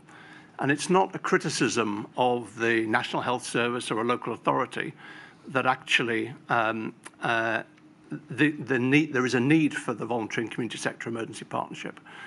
What we need to, though, ensure is recognised is the importance of that partnership to the outcomes for people in emergencies before they happen, and that is recognised at national and local government level. So in essence, local and central government and the emergency services have to provide the overarching structure in which a pandemic or any emergency may be both planned for and responded to. But when it comes to the delivery of food to a household, or the supply of a vaccine, or shielding facilities, or replacing household goods and providing somewhere to sleep in the event of a flood, recourse has to be had to the sorts of organisations, entities whom you represent, because they're the ones who deliver on the ground. Is that a fair summary? That is partly a fair summary, in the sense that some of those things were actually done very well during the pandemic, in terms of a mass vaccination programme, for example, that we were able to, for example, mobilise volunteers to provide support at vaccine centres, and indeed to then work around trying to identify who are the people who are not likely to come forward for a vaccine. Why might they be vaccine shy, as it were, and what are the barriers to them coming forwards, be that around disability or, for example, a lack of confidence in their legal status that meant they were reluctant to reveal themselves as they saw it to the authorities. So we might work in that kind of way. But if you also look at the recovery from flooding or fire, or indeed the arrival of people from Sudan trying to settle and get back on their feet again, they need to be accompanied, because you think of the trauma that they have been through. If you lose your home, whether it's fire, flood, or indeed because you're coming from Sudan, you think of the emotional impact of that. You don't know your way around the system. You don't know where to get help. You don't know where to get legal advice. You don't know whether you're insured, your insurance company will pay out. You need people who will accompany you and think of you as a whole person. And indeed, sometimes think of a whole community and the community cohesion that can be, and actually whether that has been undermined by the events. Organisations like ours, and indeed local community organisations, can work alongside people for the medium term to help them re-establish the connections that actually help them to be more resilient for the next emergency. In plain English, you provide at a local level individual help to specific people. We provide individual help to we and others. We as the Red Cross provide individual help to specific people. We work with other organisations in a community to identify who might be being missed as we think about the response and the recovery, and how do we help connect them into the support they need for the medium term. But it's rooted in that individual support, that person-centeredness. I think, if I may say so, I then did summarise it moderately accurately. The inquiry has heard evidence about the way in which the current EPRR systems operate, and in particular the existence of local resilience forums. Are the British Red Cross and the Voluntary and Community Sector Emergency Partnership part of the local resilience forum structure already? Yes, in many places, but not necessarily everywhere. Why are they not plugged into the local resilience forum structure everywhere? Local resilience forums are not consistent in the way in which they work with and engage with the voluntary and community sector and community organisations. There are a range of models across the country, and some of that variation is completely understandable because a densely populated urban environment is very different to a more sparsely populated rural area, for example, and may indeed have differences in the emergencies with which it's potentially threatened, and indeed about the organisations that are around in those places. So they differ. They may have to deal with different emergencies, and of course, they will exist in different parts of the country, urban, rural, and all in between, and therefore have different demands made of them. Is that fair? That is correct, but it's only part of the story, because there is also, I think all of those local resilience forums would benefit from having deep relationships with the voluntary and community sector in order to achieve some of those both individual and community outcomes that I talked about earlier, and they're not equally committed to that way of working. That said, can I just yes, please. Point?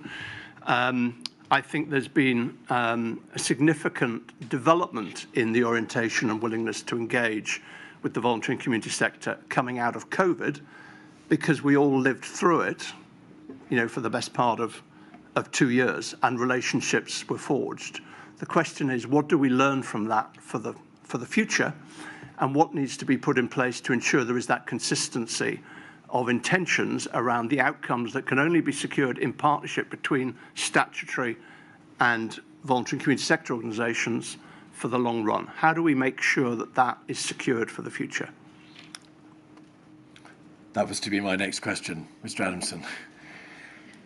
What can be done to make local resilience forums better aware of what the voluntary and community sector has to offer? Must it be done by way of the imposition of a legal obligation, changes to the Civil Contingencies Act and the nature of Category 1 and Category 2 responders, or changes to the working relationship between local resilience forums and DLUC, or what? How can local resilience forums be made to engage your sector better in the future? Local resilience forums are not standard legal entities anyway. The inquiry is aware of that. Yeah, but that means that it's hard. I'm not sure the answer is legislation, but I think that the UK resilience framework creates the opportunity to set out a much clearer set of expectations about the characteristics of an effective local resilience forum, including the way in which it engages with the voluntary and community sector, and the kind of models and structures that work in different places, and to spread best practice, and also to use peer review and audit as tools to establish what is working well and what is working less well, and then be prepared to talk about those that are working well and those that are working less well. So who decides, so forgive me, who decides on the membership of the LRF? That is decided amongst the, I think primarily among the Category 1 responders in whatever the designated area is. sometimes which is a local authority boundary, and sometimes it may be across a number of local authority boundaries. But it would also, but other boundaries will also be taken into account, for example, of police boundaries or health service boundaries. So there is quite a lot of variability about the way in which they work. Is the position, Dr. Adamson, that because the local police force will generally be the de facto chair of the Local Resilience Forum, and because the main attendees are the police and the blue light services, they generally get to decide who will attend those meetings? Is that how it works in practice, in your experience? I don't think I would have expressed it like that. I think the police do sometimes take the lead, there's no question about that, but I think it's more variable, and perhaps post-COVID even more so, because it's recognised that actually the issues in responding to and recovering from something like a pandemic are so much more about community than they are about policing and security. The Civil Contingencies Act, Part 1, provides that Category 1 responders are, amongst the many duties imposed on them, obliged to liaise with the voluntary and community sector. So there's no shortage of legal obligation to connect with your sector. The issue lies in relation to how it's carried out in practice. Would you agree? Yes, I would.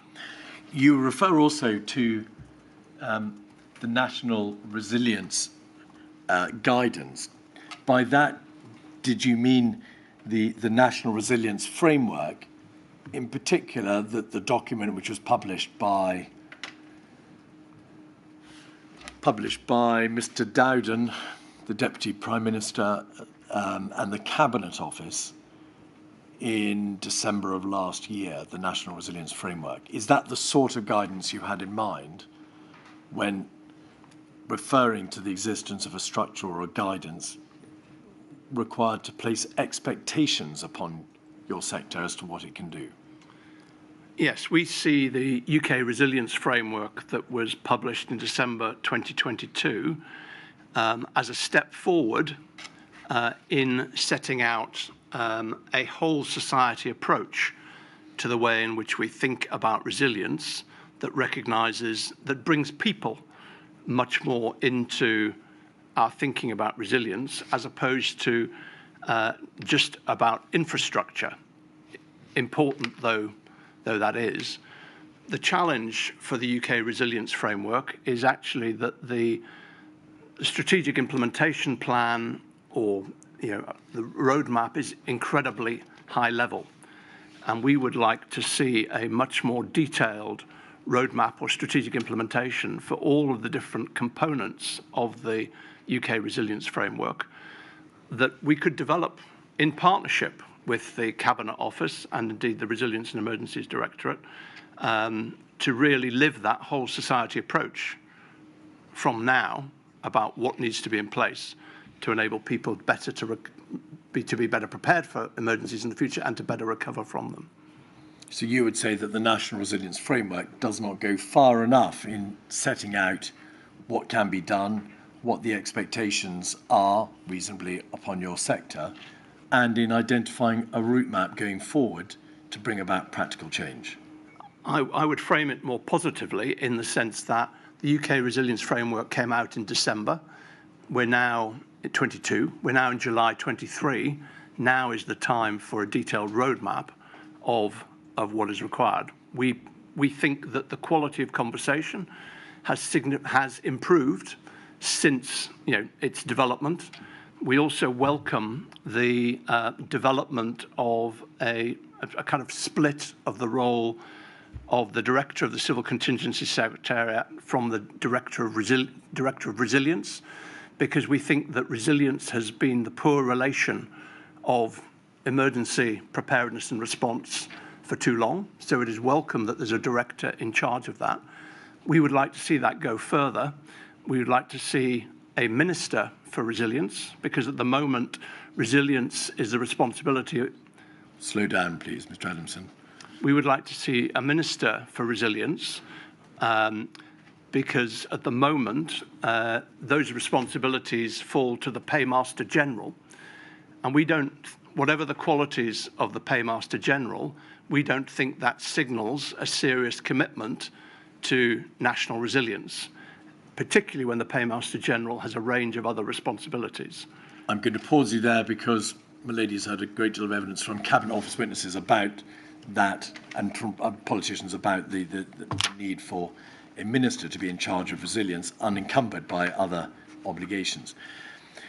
I'm not sure they all agreed on unencumbered by other obligations, Mr. Keith.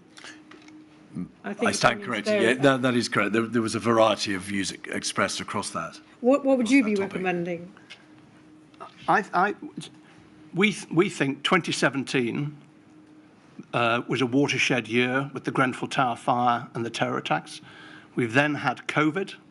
We've then seen the way in which international emergencies in Afghanistan, Ukraine and Sudan have had deep ripple effects back into the UK in a way that international emergencies did not previously have.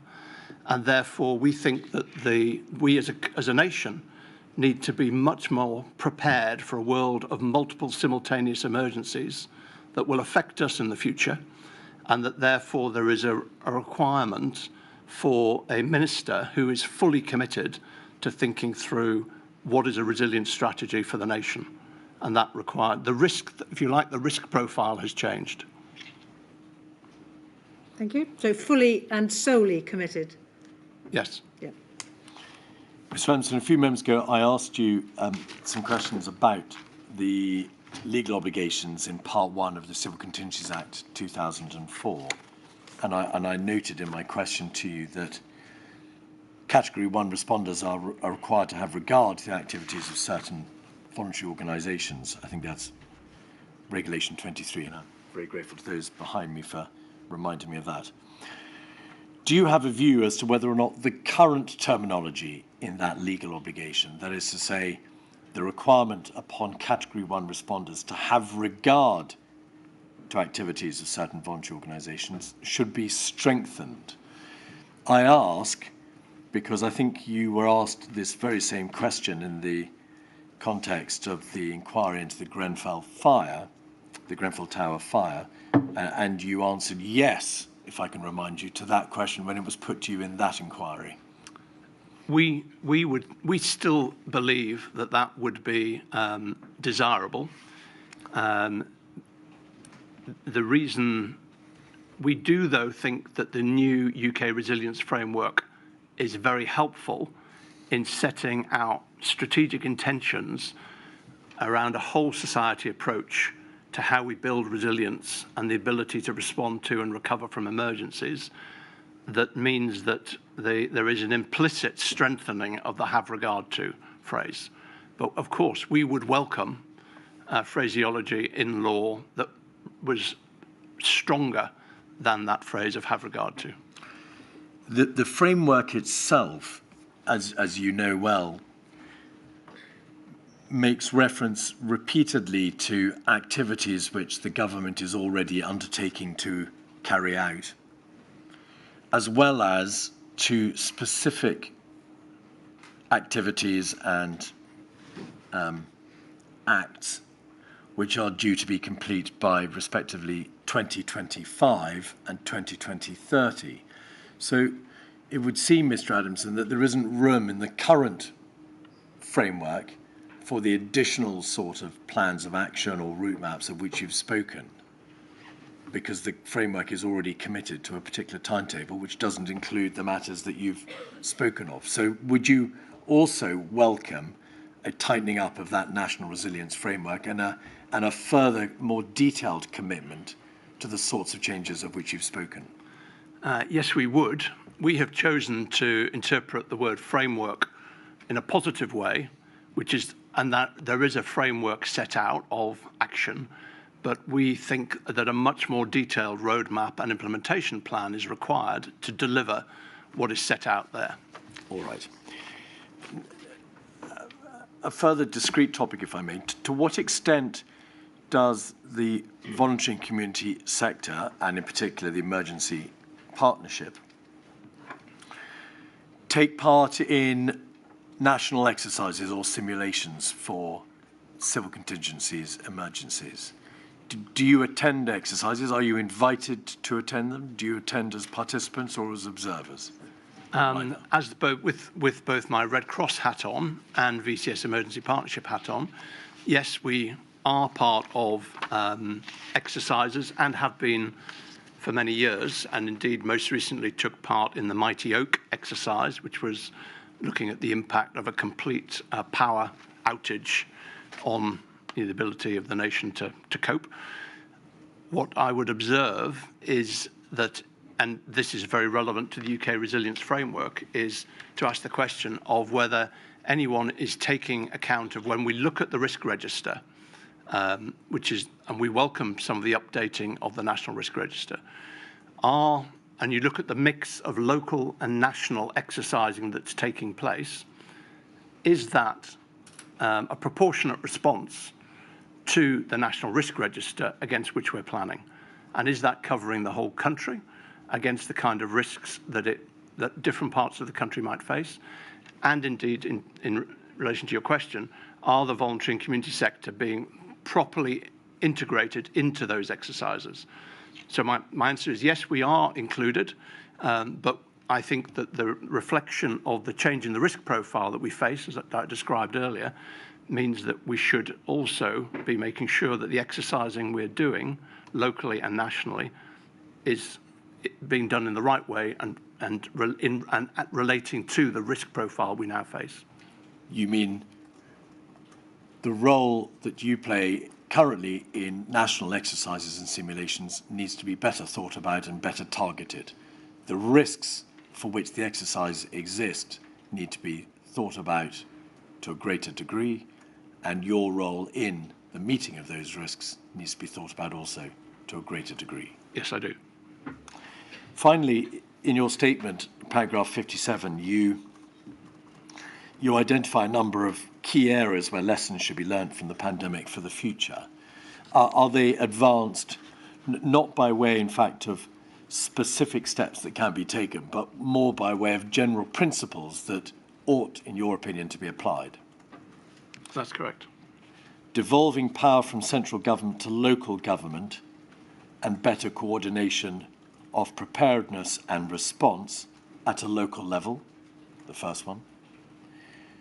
Strengthening the relationships with the voluntary and community sector at both national and local levels in advance of civil emergencies so that resources can be better deployed in times of need. Thirdly, it's important to look beyond initial emergency response and plan for longer-term recovery and build that into your planning procedures so that, bluntly, we're taken less by surprise in the event of an emergency. And fourthly, do you also, as many others say, there needs to be greater focus on understanding, thinking about, and planning for the impact of emergencies on those persons who suffer from pre-existing inequalities and vulnerabilities? And would you wish the inquiry to consider all those worthy principles? Yes, we would, and they are a connected set of principles, because if we work through the scenarios for the different kinds of emergencies we face arising from the risk register and the human impacts of those different types of emergencies and the vulnerabilities that may arise. So, for example, and I'm sure you've heard considerable evidence about, while this was treated as a COVID was treated as a health emergency, actually its impact on vulnerability was multifaceted and could only really be interpreted at local level. So these considerations that we're suggesting for the future are connected. National scenario planning, a more human approach to the risk register that's pulling out the different vulnerabilities in different scenarios, different emergencies, and then allowing local, emergency response is essentially a local activity because that's where people are. So the local authorities and their partners, including the voluntary and community sector, need to be empowered with the information necessary to respond. but having been stretched and challenged around those scenarios and thinking through who is most likely to be forgotten in the response to these emergencies. A whole society but individual approach. Exactly. My lady, those are all the questions I have for Mr. Adamson. I don't think there are any other questions. I believe not. Mr. Adamson, thank you very much indeed. Extremely thoughtful and extremely interesting. You've been very helpful. Thank you. Thank you so much. And can I also just express my condolences to all those who lost loved ones in the emergency during this period. Thank you, Mr. Adamson. My lady, that concludes today's evidence and indeed all the evidence, expert and factual, in Module 1. There remains only to hear, importantly, from 4 witnesses tomorrow on behalf of the COVID bereaved family groups. Yes, so anybody who's planning to watch tomorrow, they should know, or listen or attend tomorrow, they should know that the morning will be spent listening to people who have suffered bereavement during the pandemic. Indeed. Very well. Thank you very much. 10 o'clock tomorrow. Thank you. Thank you. All right.